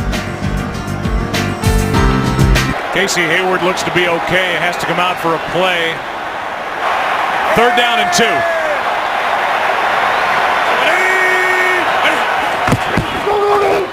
Newton, end zone, incomplete for Cotchery.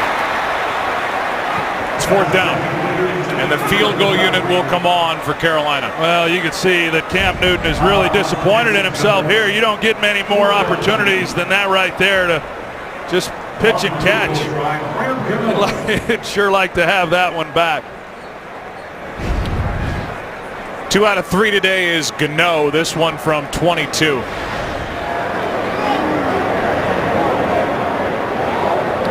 Basically like an old extra point.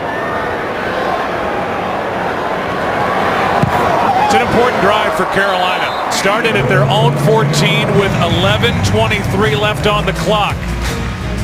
They lead by 16, under 5 to go, third quarter. The lead is 16 for Carolina, 4:48. Now they are going to take Casey Hayward in. Give him a look while Green Bay's about to get it back. Cam Newton, 249 yards passing, 2 touchdowns. 51 yards rushing, 1 touchdown. So a 300-yard day for Cam Newton, 3 touchdowns. His team up 16.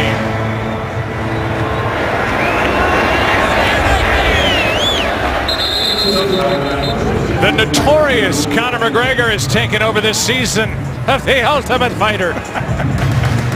They call me an instigator. What the? A troublemaker. A wild card and a rebel. So don't miss an all-new Ultimate Fighter Wednesdays, only on FS1.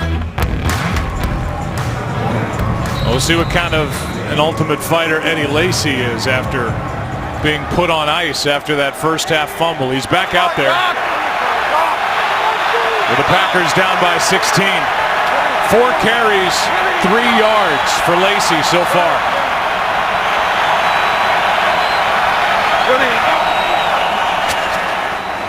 Pass is caught by Adams. Devontae picks up 8.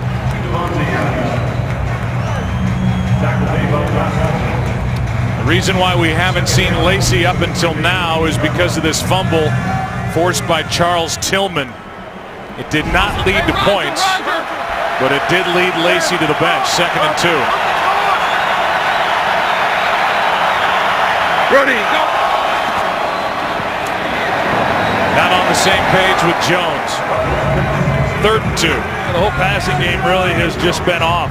You know, even when there has been time for Aaron Rodgers, you just see some of these throws that you're not accustomed to seeing. And to go back to Eddie Lacy, it was obvious in talking to head coach Mike McCarthy yesterday that his patience was running pretty thin on the lack of production from Eddie Lacy. And he had said if he's not productive in this game, we're going to go with Starks and see what he could do. And then after the fumble, he was done. But they're about to take the game out of Lacy's hands anyway, or the running game, I should say, because of the score.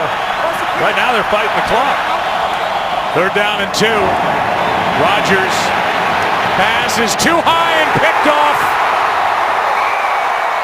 Now they're saying incomplete. Kurt Coleman.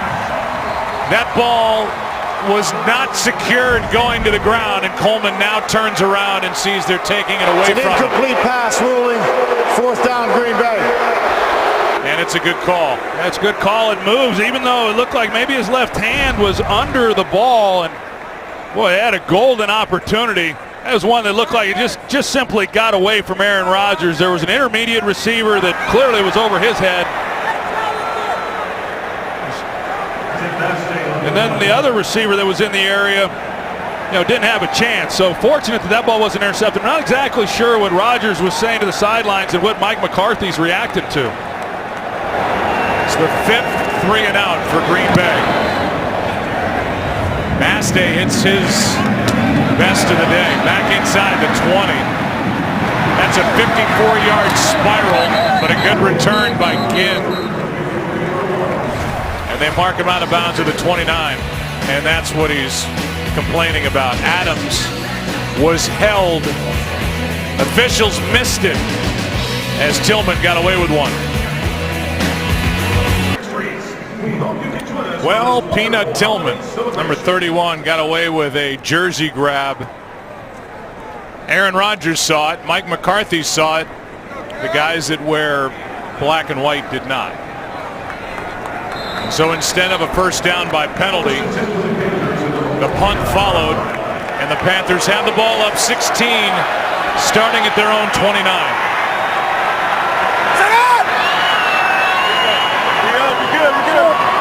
Ready.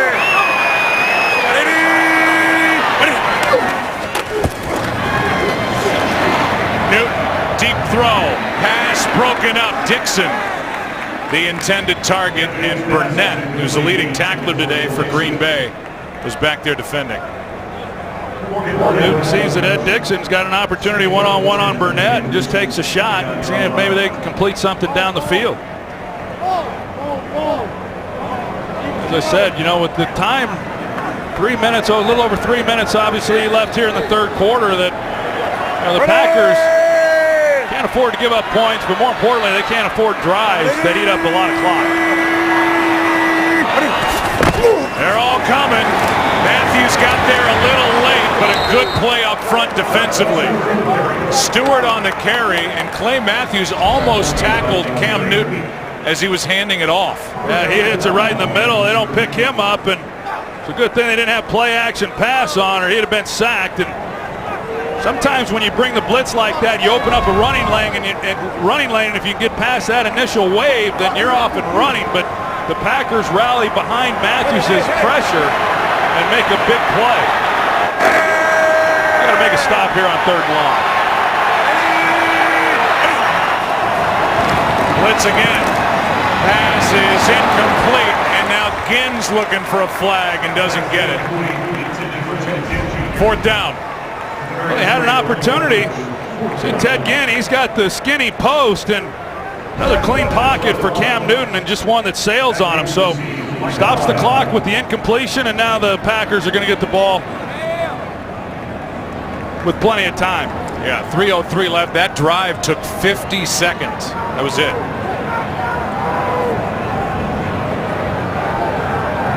Jansen will snap it. Nordman to punt it. Bad one. Shank. But it takes a good Carolina bounce. They're going to mark it outside the 25 at the 28. Let's recap. Cam Newton over the top for his rushing touchdown of the day. 500 catch of the career of Greg Olsen, good for a touchdown. Long one to Corey Brown. And Cam Newton has had better than a 300-yard day in total.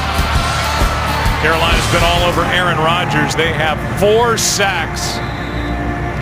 And the Packers, who trailed by 20 at the half, are down by 16 with a ball starting at their own 28. Kuechly back out there for Carolina.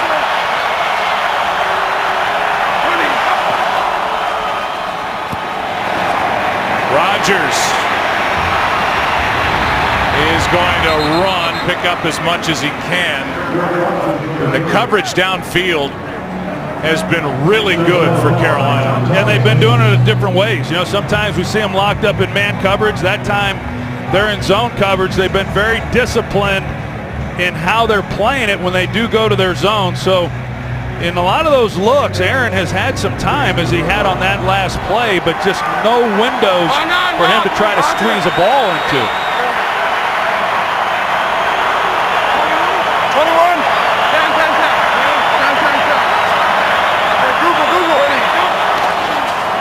Toss to Lacey. He's got the first down and more.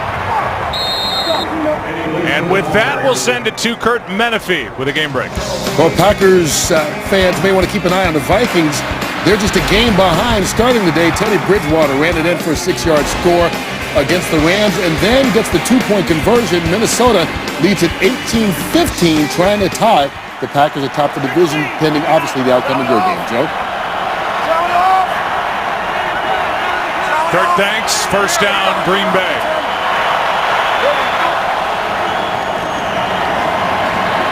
Rodgers down the sideline for Jones. Flag is thrown. Jones is missed.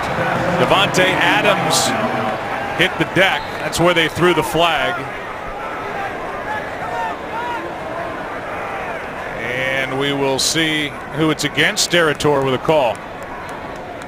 Prior to the pass, holding, defense, number 31, 5-yard penalty, automatic, first down. It's Tillman down here on Adams. That was a good call. They'd still like to get that last one back on the third down. If they didn't call on Charles Tillman. About Charles Tillman a little earlier, of course, he had the forced fumble, the knockout that put Lacey over there on the bench, but he's been a nice veteran addition to this defense and has played well this season. 43rd career forced fumble for Tillman in that first half. Cobb starts in the backfield. Rodgers has to step through trouble. Just got it away, incomplete for Richard Rodgers. And Aaron Rodgers was hit an instant after he let it go. You see Richard Rodgers come off the line of scrimmage. He's got to run. You got to go. And you watch him, and I don't know if he's just indecisive, not sure exactly what he's being asked to do. He's a big guy, but that's a position that the Packers need somebody to emerge. They lost Andrew Quarles. He'll be back. He went on IR, designated to return. He's a guy who can stretch the defense. Just not had anybody outside of Randall Cobb, really, that can work the middle of the field. It'd be nice if Richard Rodgers would emerge for this offense. And Rodgers with the play clock at 1 has to use a timeout. First choice timeout. Green Bay. 30-second timeout. And with that, we will give you a look at next week. Fox NFL Sunday. We'll give you the game matchups. The Lions and the Packers will be there at Lambeau. Cowboys and Buccaneers as Dallas continues to count the days until Tony Romo comes back. Vikings and Raiders, a good game late. Saints and Redskins getting better and better with the way the Saints have picked it up. And now a 500 club. And that starts with Fox NFL Kickoff at 11 a.m. Eastern, followed by America's #1 pregame show, Fox NFL Sunday. Tell you, Martha Ford there in Detroit, she's shaking things up. Well, yeah. Gone is the president. Well, it's interesting in the past, you know, they've been so consistent in sticking with their people to be making moves mid-season. She's pretty much put everybody on notice. Well, the offensive coordinator, Joe Lombardi, was first to go. And Lawan, the president, Mayhew, the GM. Here's Starks out of the backfield. Well played. Roman Harper, the ageless safety. Bring up 3rd down and long, a loss of 3 on that play.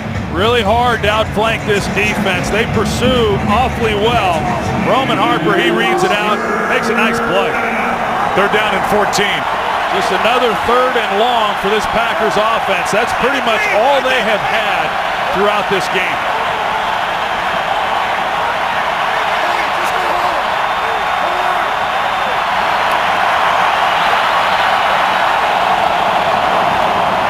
Penalty flag on the play. Pass is dropped by Rodgers.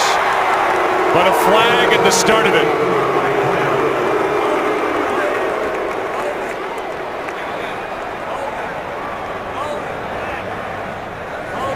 Illegal formation. Offense number 75 is not on the line of scrimmage. That penalty is declined. 4th down. It's been 2+ years now since Green Bay had Jermichael Finley at tight end. And that means it's been 2+ years since Green Bay has had a tight end have a 70-yard day for Aaron Rodgers. Richard Rodgers with a drop right there wouldn't have counted anyway with a penalty. But he's really made not much of an impact. They can't wait to get Quarles back. He's due back on a Thanksgiving game against Chicago. Mastay hits a knuckler. Takes a good bounce. Ginn with a dangerous grab. And he goes nowhere. Give you the undefeated team's strength of schedule. What's remaining in ascending order. Patriots have the easiest going forward. This is based on current records. Then Cincinnati. Denver will face 500 clubs the rest of the way, and then Carolina. The hardest of the schedules remaining for the undefeated teams. They are next at Tennessee. Well, you look at this Carolina team, and obviously a lot of football left to be played after this game, so a lot of things can happen. But where we sit right now, you got 7-0 versus 6-1, and a win versus the Packers, I don't want to say assures them, but pretty much got to feel pretty confident that if there's a playoff game between these two teams, that it's going to be played in Carolina. Hand off to Stewart. And this is where Carolina can use that top-ranked run game and start to take time off the clock. A gain of 3 by Stewart.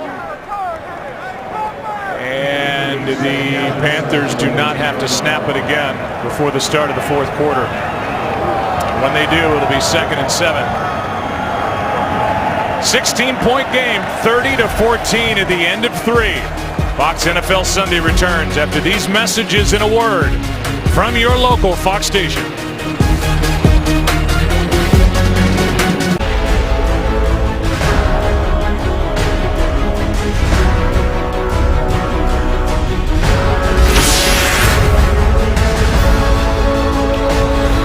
Beginning of the fourth quarter, 2nd down and 7 for the team that leads by 16.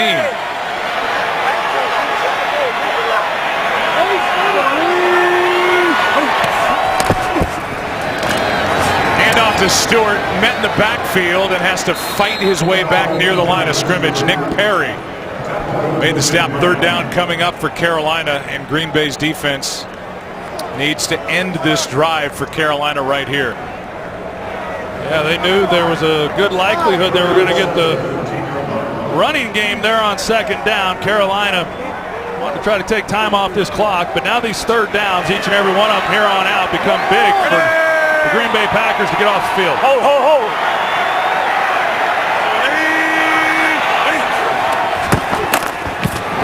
Newton up the middle, and depends on the spot.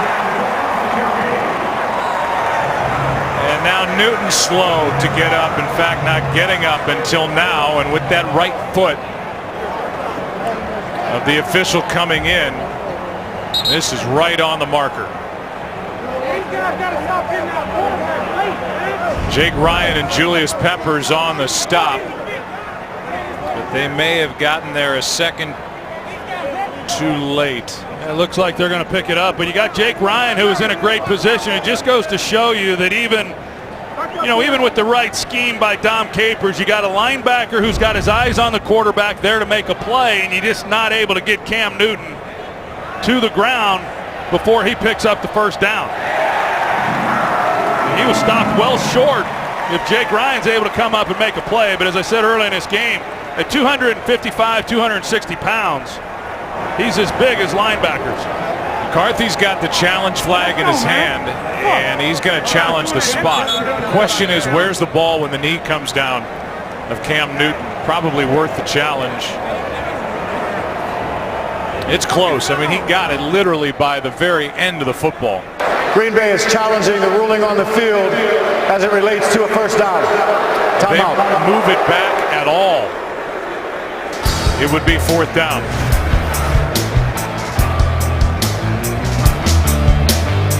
Is there indisputable evidence to change the call? We'll find out. Today's game on Fox is sponsored by Hyundai, an official sponsor of the NFL. By McDonald's, teaming up with the NFL like never before. And by Sprint.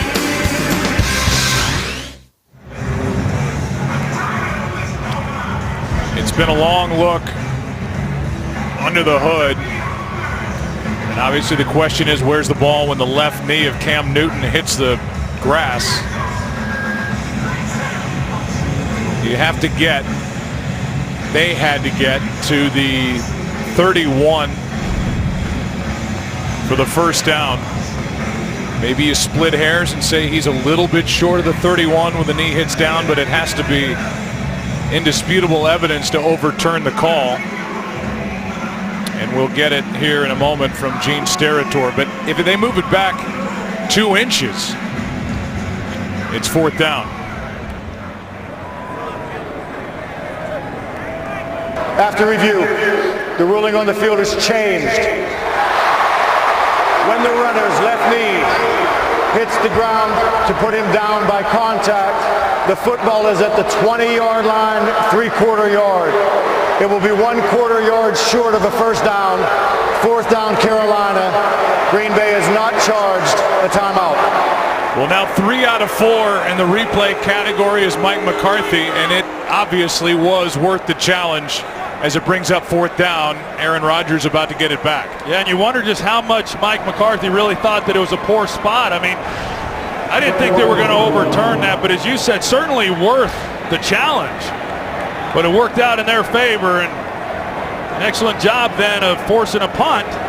Riverboat Ron backed up here. No way he's going for it here on 4th down. No, you have to take into consideration that only 14 minutes left in the game. It's a 16-point game, albeit a 2-score game, if you want to look at it that way. But you have to punt. Norman hits it. On the return, it's Hyde, and that's well covered downfield. And a good play is made by David Mayo. And here's the tackle. Hyde had a little room after Mayo, but number 55 didn't miss. It's a good play. You know, we came on the air talking about the bigger picture in the NFC. And right now when you have 7-0 taking on 6-1, this is a big one looking toward the end of the season for seeding in the playoff picture. Yeah, I think for Green Bay, you know, they come into this game not even really given a lot of consideration as to what this may mean down the road. You know, they're just looking to get back on track offensively, whereas when we visited with Ron Rivera, he didn't talk to his team about it, but he said, hey, we're well aware of what's at stake and what this may potentially mean down the road come January. Justin Perillo takes over at tight end as they run it with Starks. And needing quick strikes. Again, it's a 2-score game if you want, adding in 2-point conversions. A pickup here of just 2. Well, it's the best field position, some of the best field position they've had all day, so at least they got the ball here almost at midfield. See if they can get something going. Here's Starks left side. They run it twice here to start this drive. Out to the 46. Here's Kurt with a game break. All right, Tennessee had scored 3 offensive touchdowns in the previous 4 games, which is why Ken Whisenhunt isn't there. They've got 3 today against New Orleans. That one to Justin Hunter ties it at 28. Joe, Troy, there. So after the coaching change, a good response by the Titans. Good game there. Another shootout in New Orleans. 3rd down and 4 here.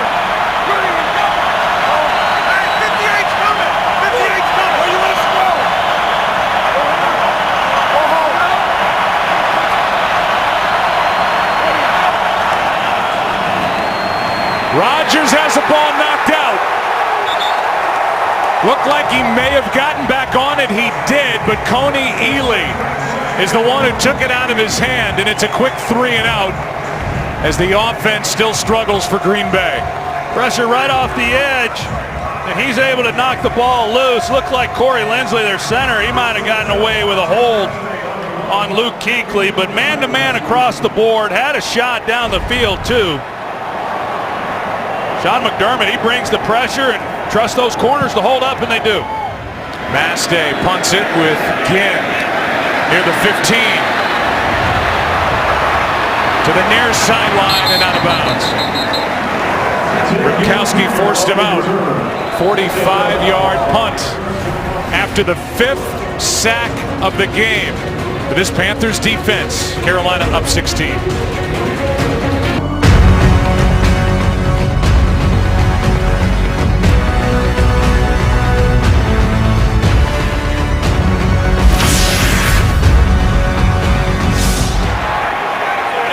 Cam Newton takes over at the 26. Ducks down, finds Ginn. Good throw, good catch. Ginn got the attention last week for dropping what could have been the game-winning touchdown pass in overtime. But talking to Ricky Prohl, he says Ted Ginn is running great routes, and he's really impressed these Panthers this year. Well, he's getting his opportunity to play wide receiver, and I tell you, I'm liking this sidearm action that old Cam Newton's got going in the pocket. You know, he's completing 50% of his passes in this game, just 12 completions. He's averaging over 20 yards of completion, a lot of big plays down the field, and another one to Ted Ginn Jr. Here's Stewart. Daniels can't bring him down. Nick Perry can after a gain of 4. This defense, the last 2 games, they've averaged allowing 524 yards per game and just about 25 points per game. And here they are down 30-14 and another big offensive day for a Green Bay opponent. Well, Dom Capers, he'd like to see this defense get a takeaway right now. They haven't forced one all afternoon. Still throwing it. Downfield, it's Olsen, and they're going to throw a flag on the rookie Randall. Never turned around. Pass interference. Defense, number 23. Spot foul, automatic. First down. Just doesn't play it very well, Joe. He sits down. He's expecting Olsen to run a shallow route. He plants on his heels. Olsen runs right by him, and at that point, he was toast. I mean, it's either going to be a touchdown down the field. A ball was a little underthrown. He comes back, but he doesn't make a play on it, and that's some of the inconsistency that you're going to see from a young player. 34-yard penalty.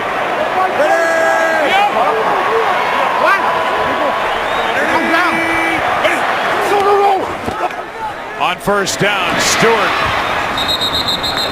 That's Demarius Randall, who was guilty of the pass interference, making the stop. Well, while Aaron Rodgers has been sacked 5 times, Cam Newton has not been sacked. Hit 3 times. He's dropped back 25 times. So he's been protected. Aaron Rodgers, for the 4th week in a row now, has not been. Well, yeah, and you look at this possession. I mean, Mike Shula, offensive coordinator, he hadn't been afraid to throw it. You know, he's not playing conservative on this drive and just trying to run the ball and use the clock to his advantage. They've turned Cam Newton loose. I wouldn't be surprised with a quarterback draw here. Under pressure pass is incomplete for Conchery.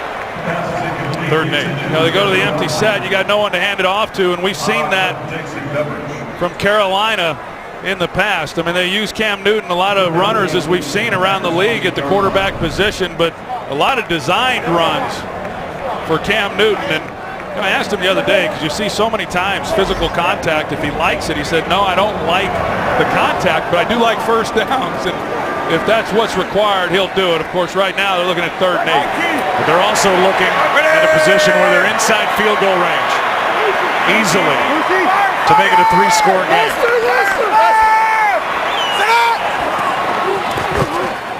Newton slings it. Funches touchdown.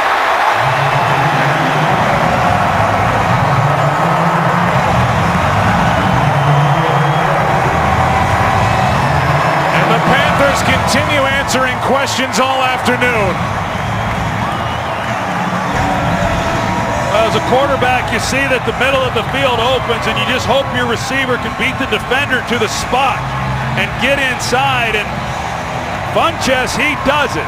He gets inside. Not bad coverage by Randall, but strong hands by Devin Funches, and they capped this drive with an exclamation mark. It's been a 4-touchdown day for Newton. 1 on the ground, 3 through the air. And over 400 yards of offense for Carolina. And Mike Shula, the offensive coordinator, just keeps pressing the gas pedal. An impressive day for Carolina here in Week 9 in an impressive season so far. This game is sponsored by Visa Checkout, the easier way to pay online. Sign up now. The 37 points put up by Carolina ties their season high. October 4th at Tampa Bay, they put up 37, and this the most points allowed by the Packers this season. And there is some infighting going on the sideline for Green Bay. Here's Micah Hyde. Hyde crosses the 20, brought down by Ben Jacobs. And here's what happened on the bench. Clinton Dix and B.J. Raji. Clinton Dix came over there and was talking to Julius Peppers, and B.J. Raji stood up and said, "Get back over there," and then the two started shoving each other. That's not a good scene on the bench for a team that is 6-1 coming in.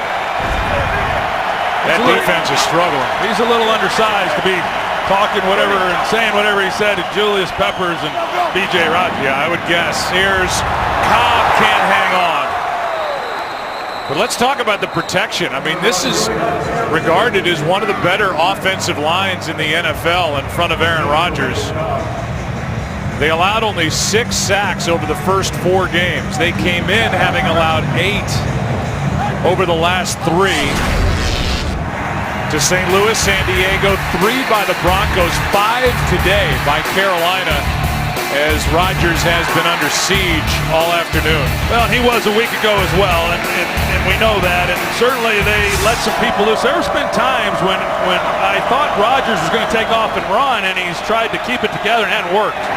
Now his arm gets hit as he's going to throw it. It's Coney Ely, who just made a play last time Green Bay had it. Well, Coney Ely is giving Balaga all he wants over there at the right tackle position. He comes in just like he did on the last series and just beats his man and comes around the corner and is able to get the throwing arm then of Aaron Rodgers. Last week, these two tackles had their hands full with DeMarcus Ware and Von Miller, and they've all had their hands full here in this one.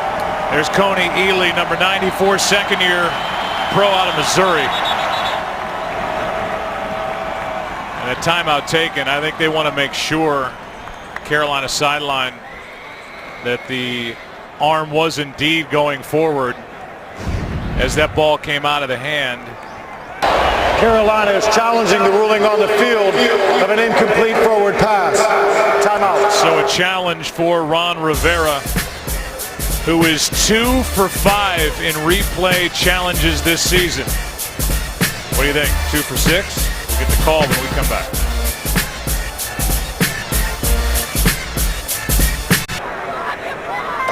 After review, the ruling on the field of an incomplete pass is confirmed.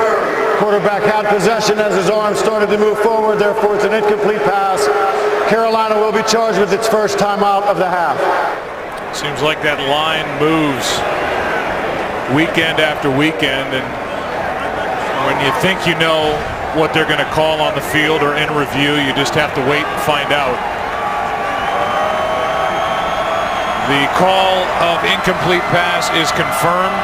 We're talking to Mike Pereira during the break, talking about needing total control of the ball with the arm going forward. That's a tough sell. Either way, it's 3rd down and 10. Pass is caught by Adams for a first down. And the Panthers hurry up. But one of the Panthers, it looks like Josh Norman, as the Packers were running to the line, and it is Josh Norman, was hurt on that play. Looked like that right arm was extended. So they check on Norman, their terrific corner. Take a break. In hockey, they would call it an upper body injury. It was something on Norman, not the legs. Looked like he landed on that right shoulder with his arm extended. Able to get up, get to the sideline. First down, Green Bay.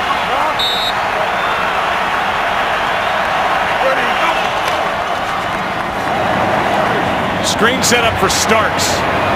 Good blocking out front. Starks with a big one down to the 35. Brought down by Tillman with under 9 to go. A 30-yard catch and run.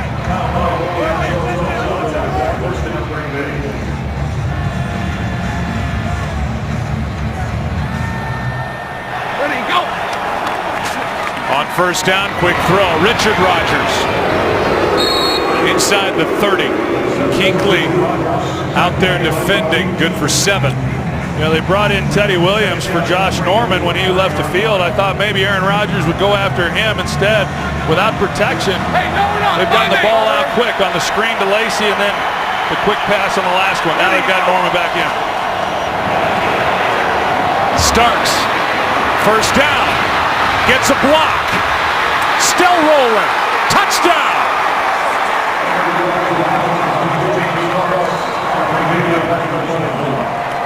And Green Bay's not finished yet. 29 yards for James Starks, and Kuechly is down again.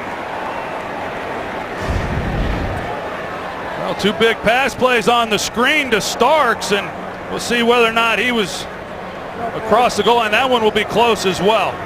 This time they come out to the right side to Starks. Been getting pressure on Rodgers. They run the screen successfully earlier. 2 plays earlier. They come back to Starks. Good job of running after the catch. We'll take a look at this and see if in fact he broke the plane. It's a scoring play, so the automatic review.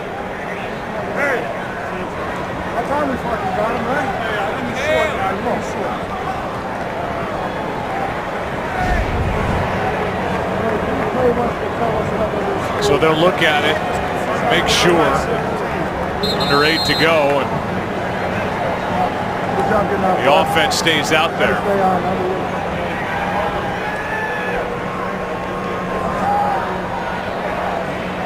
They're going to give a look at it under the hood now. So this is close enough for Sterator to come to the sideline and make sure that the ball crossed that plane of the goal line before the knee hit down.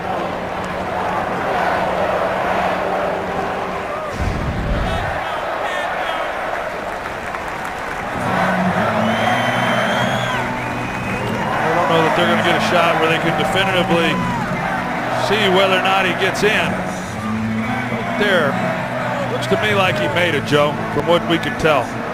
We know his pants didn't make it into the end zone, as he was dragged down from behind.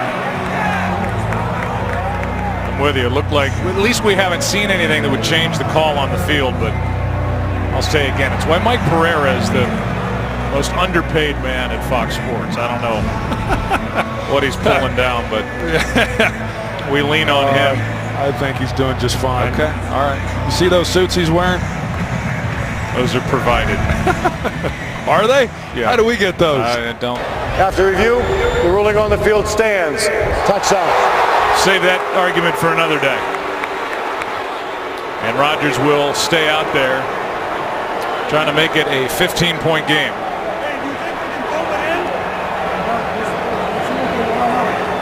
This is interesting that they're going for it here, Joe, as far as a 2-point conversion. You make it a 15-point game, yes, but if you miss it, it's a 3-possession game. Kick the extra point, you're down 16. You still got to convert the 2, but a little surprised by Mike McCarthy going for 2 here at this point in the game. Yeah, at some point you're going to have to get the 2-point conversions. But you're right.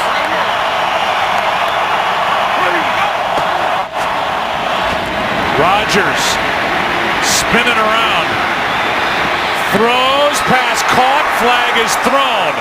Adams on the conversion. We'll see what the call is. It's a hold against Carolina. To the pass, holding. Defense number 41. Penalty is declined. Result of the PAT is successful. So it's a 2-point conversion now. Green Bay 2 for 2 in that category. And as you were saying, last time the Panthers had it, Mike Shula, the offensive coordinators, still throwing the ball, still trying to get it into the end zone, which they did on the touchdown to Funchess, and they have to continue to press it here, up by 15. Yeah, and they'll continue to do that. The one drive, the one prior to their last touchdown drive, they did come out and run the ball. Packers forced a 3-and-out, just didn't have much success with it on the ground, and so they came out the last possession, they opened it up, they completed some passes, they marched right down the field and came away with the touchdown. So right now with still lots of time left in this game, expect Carolina to continue to play wide open. Starks with 2 big pass receptions. Got him down and then into the end zone, able to lunge for the touchdown, the 2-point conversion to Davante Adams, and it's a 15-point game. Ted Ginn will be waiting deep. Everybody else is up in front of Ginn just to guard against what could be an onside kick attempt. But at this point, there's no real reason to even force that with just under 8 to go.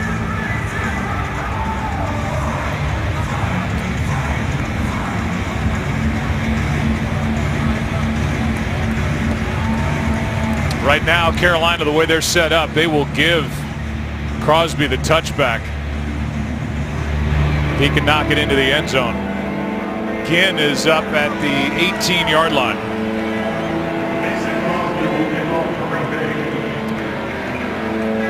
This more preventative than expectant on the part of Carolina, I would imagine.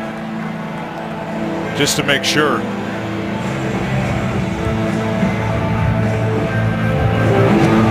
Little pooch kick. And it skids. Good catch on the hop by Ginn. And he will crumble at the 20. Let's go down to Aaron Andrews.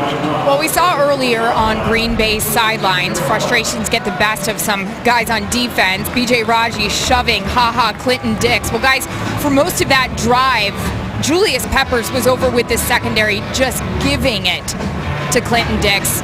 Like I said, that entire drive, he was also talking a lot to Morgan Burnett. So Julius Pepper taking charge. B.J. Raji never went back up to Clinton Dix. We'll see how it all works out over here. Clinton Dix on the field, Peppers on the sideline. Drive starts at the 20 for Carolina, up 15. Stewart hit in the backfield and good play up front.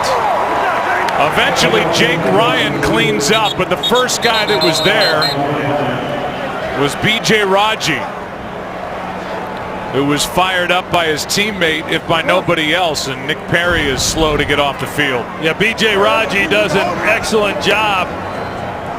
Actually, LaTroy Guion, number 98, is the one who initially gets the pressure up the field, and then the Packers rally to that. But an excellent job of moving the pocket by LaTroy Guion. And Dom Capers has got to take some chances right now at this point in the game. You've got some young corners, some guys that are out of the game. You're relying on these younger players, and they're going to have to be able to hold up, because Capers is not going to be able to provide much help with the way this game is right now with just over 7 minutes to play. So Guion up front made the play. And with that loss of 8, 2nd and 18, under 7.5 to go. Carolina taking their time out of the huddle, up to the line. 11 seconds on the play clock.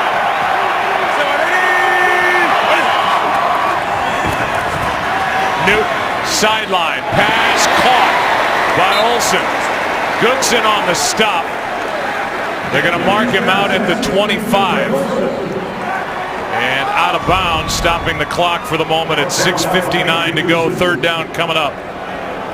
A good route by Greg Olsen. He's able to get Goodson turned around, but he recovers and then is able to make the tackle as soon as Olsen is coming down with the football. But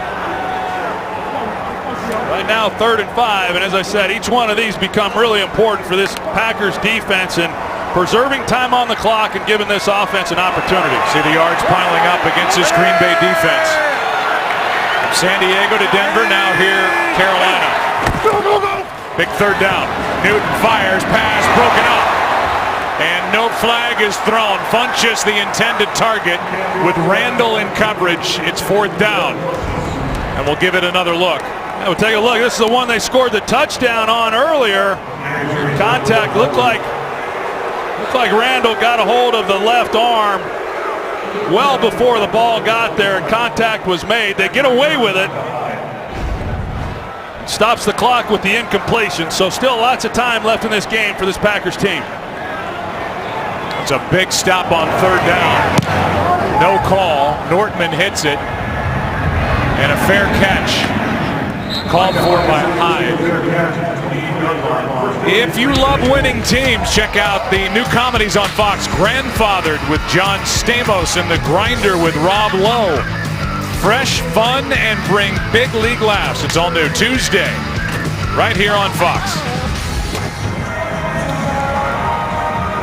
Well, there's not a Packer fan watching this game who has seen number 12 do his thing over the years, who doesn't think the Packers have a chance. Down 15, 2 timeouts on the scoreboard, and just under 6.5 to go. Well, they had some success with the screen passes to James Starks. We'll see whether or not they continue with that, or if that has any impact on this pass rush as Carolina front. Kuechly back out there. Pass is behind Cobb. Rodgers had him throw a little behind him, second down. Boy, he had him all right. He got Cobb, who versus man coverage is open across the middle. If you're able to get that in his hands where he can catch it and run, he was going to get a lot of yardage out of that. Rodgers clearly upset with himself. Does have a touchdown. At the 53-yarder. They made it 27-14. On second down. Good coverage downfield. Rodgers over the middle. Pass caught Cobb. And Aaron Rodgers moving around in the pocket. Good for 20 to Cobb. How about that catch by Randall Cobb? Not an easy play for him to make. And Rodgers keeps it alive. Excellent completion.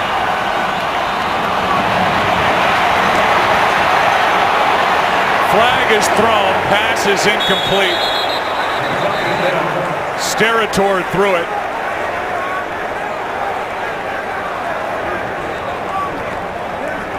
Rodgers was in the pocket. That ball ended up in a big void in the defense, but the flag was for something happening along the offensive and defensive line. At least the one thrown by Steratore, and we'll get the call from Gene. There is no foul for intentional grounding as the quarterback was out of the pocket. There is, however, holding offense number 69. That 10-yard penalty is accepted. First down and 20. That's Bakhtiari. Hey, Joe, right now, Sean McDermott has really done an excellent job. As you take a look at the left tackle, Bakhtiari, Jared Allen working against him. That's where they got him for the hold. But Sean McDermott, defensive coordinator for the Panthers, he's done an excellent job throughout this game of mixing things up. A lot of man coverage, and I think just when Aaron Rodgers thinks he knows what he's going to get in terms of man, he changes it up, and then they give a zone look. He's been keeping them off balance throughout this game. Not so sure Rodgers was out of the pocket on that last play. But the hold, now a completion to Adams. And Devontae Adams on 1st and 20 with 5.5 to go is good for 6. Ball at the 44-yard line. The Packers, who hurry it up as well as any offense in the NFL, have 2nd and 14.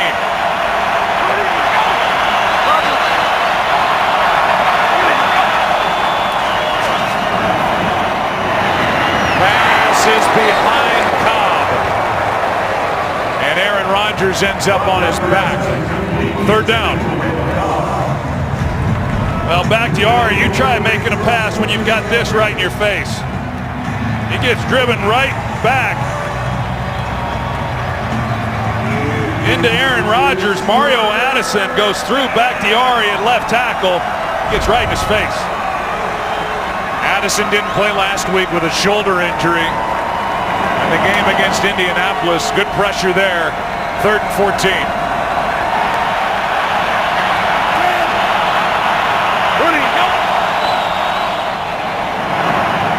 Just slinging it down the sideline, not close to Jones. They weren't on the same page there. Rodgers thought that James Jones was going to continue up the field. He pulled up. Brings up 4th and long here. And Rodgers are going for it. Yeah, forced to go for it here. 3 for 5 on 4th down this season.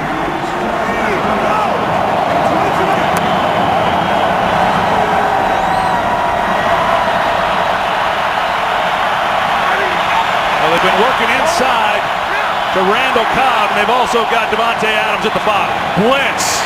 Rodgers spins out of it. Pass is caught for the first down by James Jones. What a play by Rodgers and a great catch on the back end by Jones. And who was in coverage? Josh Norman. As Rodgers stays alive, he's got to put it up high in order to give Jones a chance, and then it's a jump ball, and It goes through the hands there of Josh Norman, and what a catch by James Jones. All Norman's got to do there is knock it down. Jones with a great catch. Now Starks down inside the 5, knocked down by Keithley. And it'll be 1st and goal from the 3. And the Packers are very much alive now. That one good for 17. This defense had blew a 17-point lead last week against Indianapolis, huffing and puffing. Oh, 60, oh!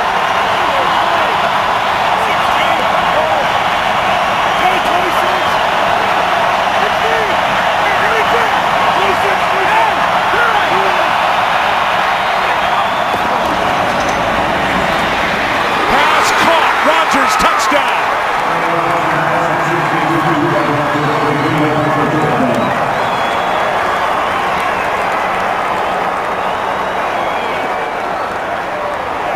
And the reason they had a chance, this play by Rodgers on 4th and 14.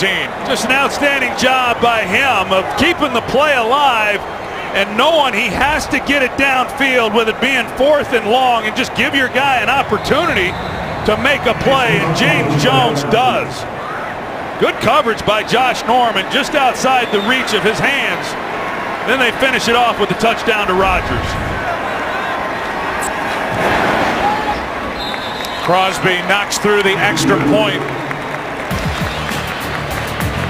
37-29, an 8-point game in Carolina, 3:43 left. Aaron Rodgers, despite all the pressure, has had a 4-touchdown game. Number 4 was to Richard Rodgers. That's his 2nd of the afternoon, 4th of the year. And Rodgers gets up celebrating, knowing that the Packers are alive, down by 8 with over 3.5 to go and 2 timeouts. Well, now it comes down to this defense, and will they be able to make a stop to give their quarterback one more opportunity at this ball game?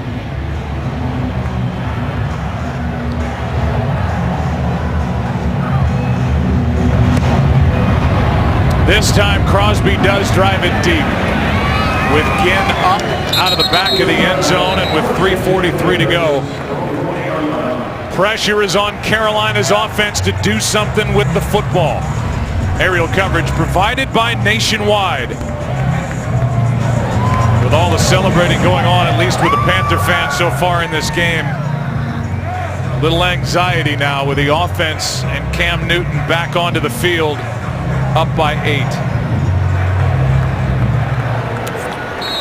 Well, we'll see what Mike Shula decides to do, if he's going to open it up and risk stopping the clock with incompletions, or if he's going to play it a little closer to the vest. Well, they got to get some first downs, no doubt.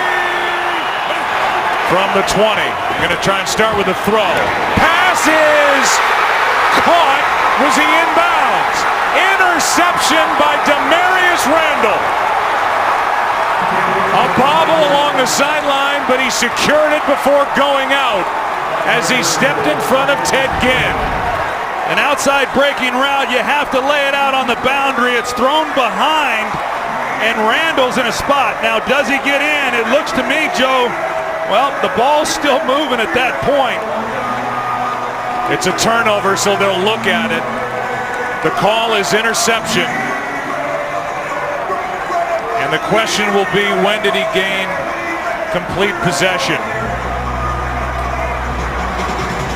Yeah, that's going to be close. Looks like just about the time he's starting to gain possession. Ginn wisely goes after the ball. This play is under review. It looks to me like that's going to be ruled an incompletion.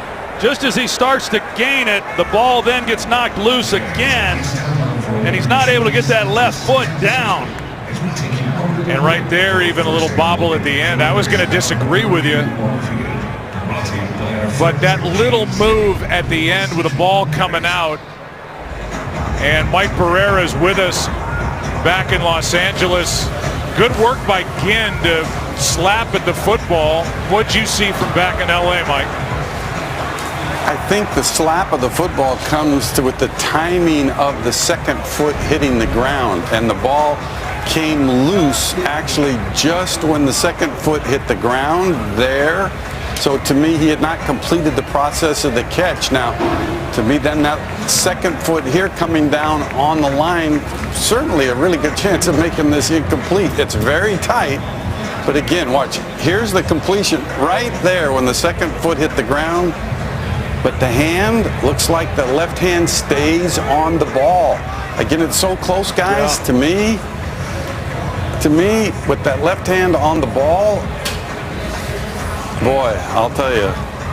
Hey, the more you look at it, right hand stays on the ball. Yeah, the more you look at it, it's this little extra piece right here at the end where Randall's still really trying to get total possession of the ball that I think might ultimately cost him the interception. But I know where you're going, Mike, which is the call on the field is interception.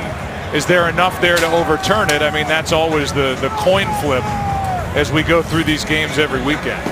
And did he secure the football perhaps before the ball got knocked by Ted Ginn? I mean, it looks like maybe they may rule that he had possession. It was bang, bang, but may have had possession prior to Ginn actually hitting the football. Yeah, a lot of things to discuss here from the whole thing now. Had he had the ball long enough to become a runner? And then did he maintain that control? And again, you always got to think of what was ruled on the field, which was interception. Here it is again. Great play by Ginn. The ball's moving. The left foot hits out, and they are really giving this a long look under the hood. Carolina led this game with just under 8 minutes left by 23 points, 37-14. Now it's an 8-point game, and we'll get the call from Gene Steratore.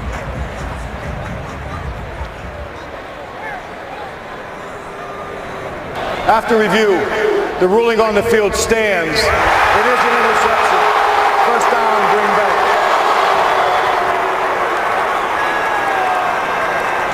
So they stay with a call on the field. The ball moving, the interception stands, and a big play by Randall, who was guilty of a pass interference earlier in the second half. Well, the young corner's growing up. We saw a couple weeks ago he makes a big-time play against San Diego, which secures that win over the Chargers, and now makes a big interception that gives life to this Packers team with an opportunity to try to tie this score up. Second interception for the rookie Demarius Randall, first-round pick out of Arizona State. That possession lasted 5 seconds for Carolina.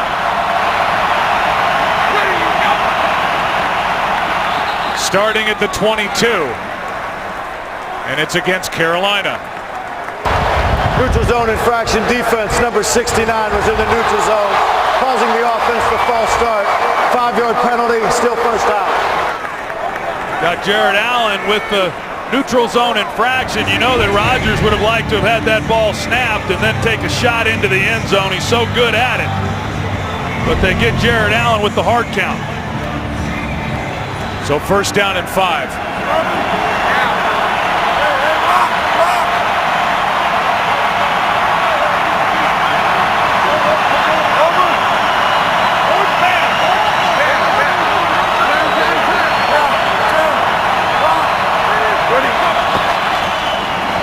Here's Starks, nothing there. Davis was in there for Carolina, along with Allen. No gain. Under 3.5 to go. Time not a factor at all. Right now, Green Bay, they've converted 1 2-point conversion already in this game. They need a touchdown and one more. Second and 5.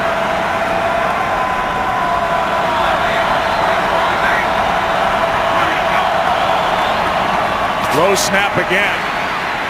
Incomplete for Starks. Third down and 5.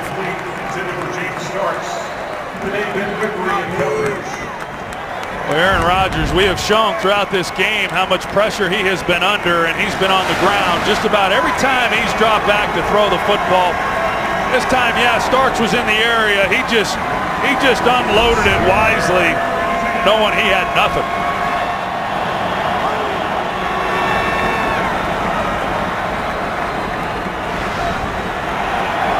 Been sacked 5 times. Play clock at 2.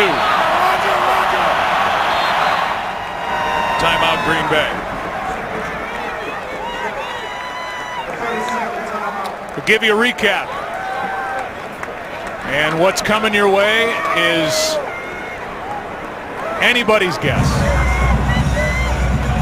It was all Carolina early. In fact, it's been all Carolina even late. Here's Funchess. A forced fumble by Ely. Some infighting on the bench by the Green Bay defense. The huge play on 4th and 14 that led to this, to Richard Rodgers.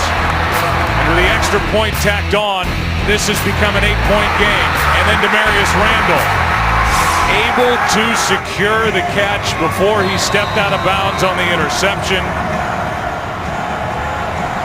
After an early penalty against this defense for Carolina, now it's 3rd down and 5.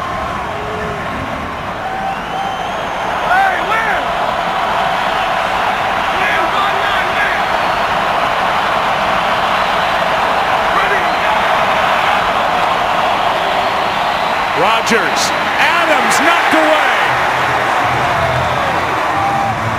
In the hands of Adams, and he could not haul it in, and Tillman was there defending for Carolina, and he knocked it out. Pretty tight window there for Rodgers to try to fit that one in. He gets it on Adams, but just as it gets there, Charles Tillman makes a heck of a play on the ball. And now 4th down again.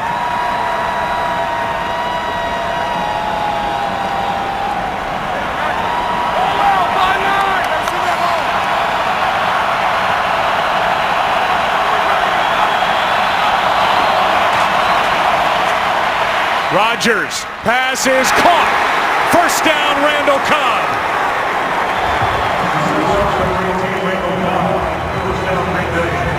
Big catch on 4th and 5, good for 8. Sean McDermott dials up the blitz on 4th down. James Starks makes an unbelievable block that buys Rodgers some time. Big time conversion. 1st and goal. Incomplete for Cobb. Let's go back to that 4th down. You're going to see Starks come up and pick this blitz up. Thomas Davis, we've seen a number of times in this game him get a free look. This time he picked up one-on-one. Rodgers sticks it on him. That's big time. Good throw by Rodgers. Strong catch by Cobb. Now 2nd down and goal.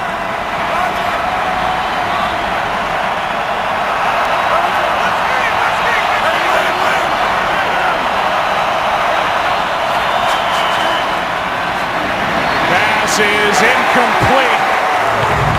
Cobb the target. Harper in coverage, no flag. Tell you, this Carolina Panthers defense and secondary, nothing comes easy against these guys. Every ball is challenged. And now you're talking at this point of the field, the 9-yard line. There's just not a lot of room to try to create yourself some windows to fit the ball in. Anything that happens here is going to be contested.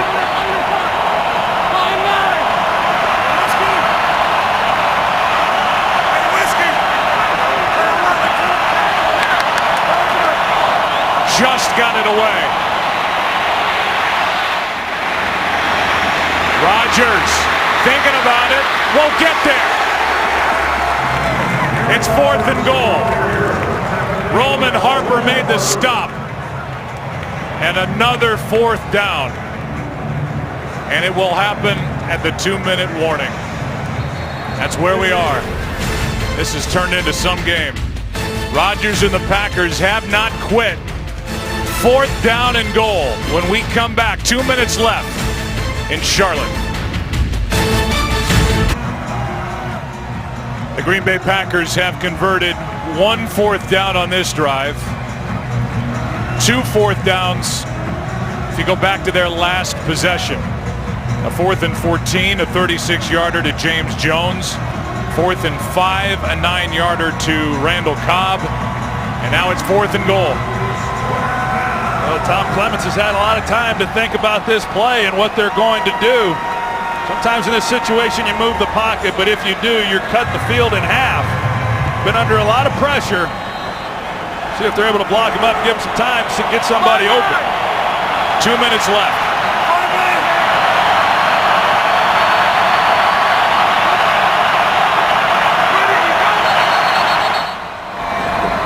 Timeout, Carolina.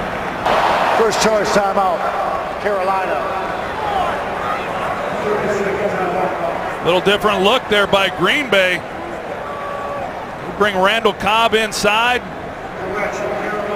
Ron Rivera doesn't like the look. He ran out there on the field. You see Cobb's right here. You got Richard Rodgers back there as well as James Starks. 2 receivers, 1 to each side.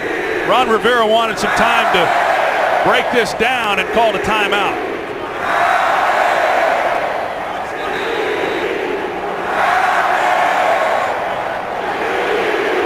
It's Aaron Rodgers doing the talking in that little meeting, as the reigning NFL MVP will go back to the huddle and try and figure out what to call on 4th and goal.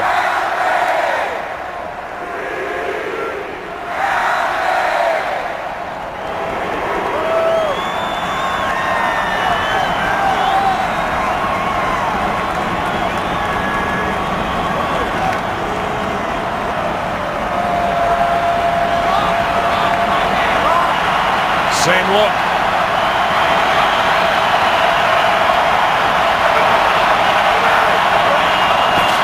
Cobb in motion. Rodgers in trouble. Throws. Picked off. Intercepted by Davis. Panthers take over.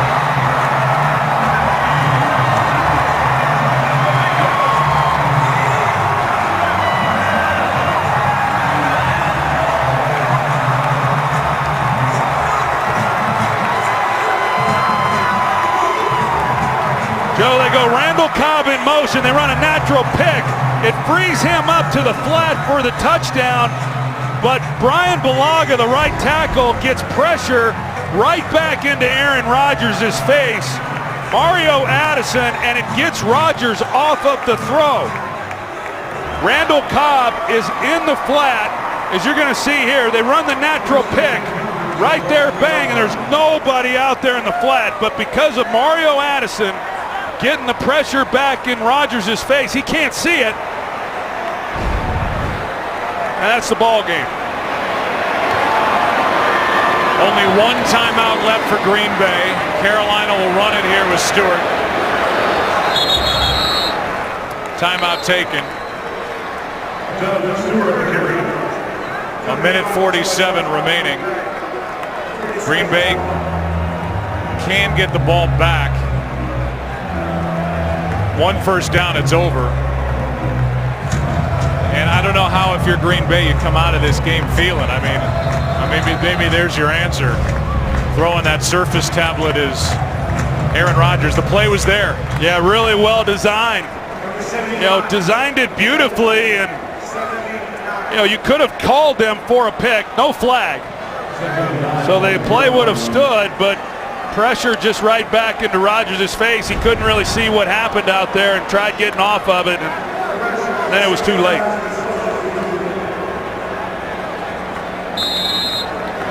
For Aaron Rodgers, sacked 5 times. A 4-touchdown game, but that interception, if the Green Bay Packers get it back, they will have no timeouts remaining as Tolbert carries it. Needing to get down the field into the end zone for the touchdown, then tack on the 2-point conversion, as it will be 3rd down, and Rodgers just hanging his head over on the sideline. And when they look at that play and how it unfolded, what they called, they'll be sick that the pressure forced Aaron Rodgers into a position where he couldn't find Randall Cobb. Yeah, if you know right away that they're in man and the guy was picked, and then you are able to lay it, but I can just tell you that you know, you've got big bodies in your face, and Brian Bulaga at 6'5", and he's being pushed back, and you can't always see what's out in front. That's what got him off the throw. Timeout taken by Third and Carolina. final charge timeout, Carolina. A 30-second timeout. So basically, with one more play, it'll be a run from Carolina. The game clock will wind down, and you're looking at under 20 seconds when Green Bay gets it back. There's the pressure, and there's Aaron Rodgers, who I'm sure saw on that picture how open, wide open Randall Cobb was. Well, you go into a game and you have some plays that when you get into these types of situations, you know, what can you go to? And, you know, Tom Clements and Mike McCarthy, they anticipated man coverage in that situation. They got exactly what they wanted. And Aaron Rodgers, you saw his reaction once he saw for himself, you know, what he had. See how the protection has been breaking down as the weeks have gone on. 3 last week at the hands of the Broncos, 5 today.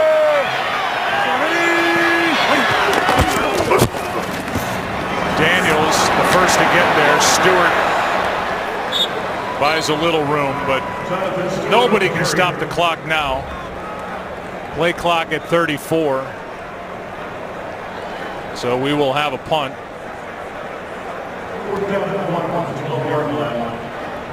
And if you're Carolina,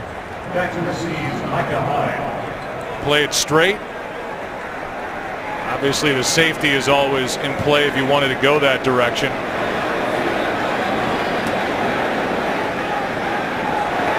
Eight-point game. Nortman will just play it straight. Punt it. What a beauty. High back inside the 30.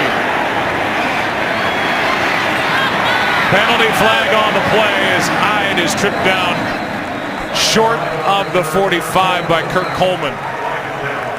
Only 6 seconds left.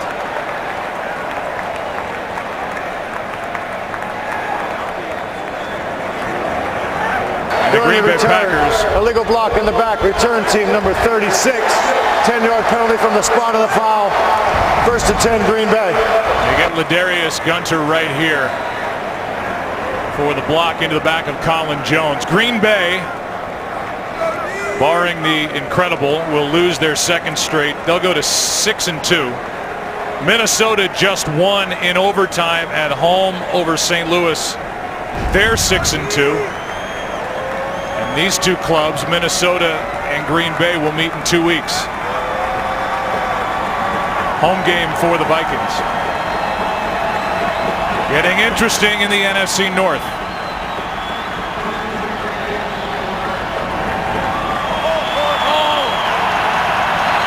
Ready, go!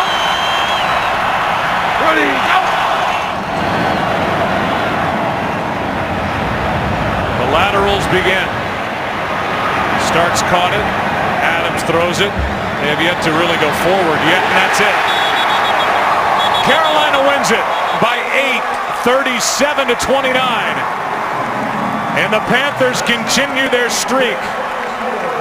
12 straight victories in regular season games. And they're 8-0 to start 2015. Definitely a statement game for the Panthers here at home. And the home underdog Carolina Panthers win it by 8 over the visiting Green Bay Packers. We'll take a break. And they'll pick it up in LA on the other side. Carolina by 8.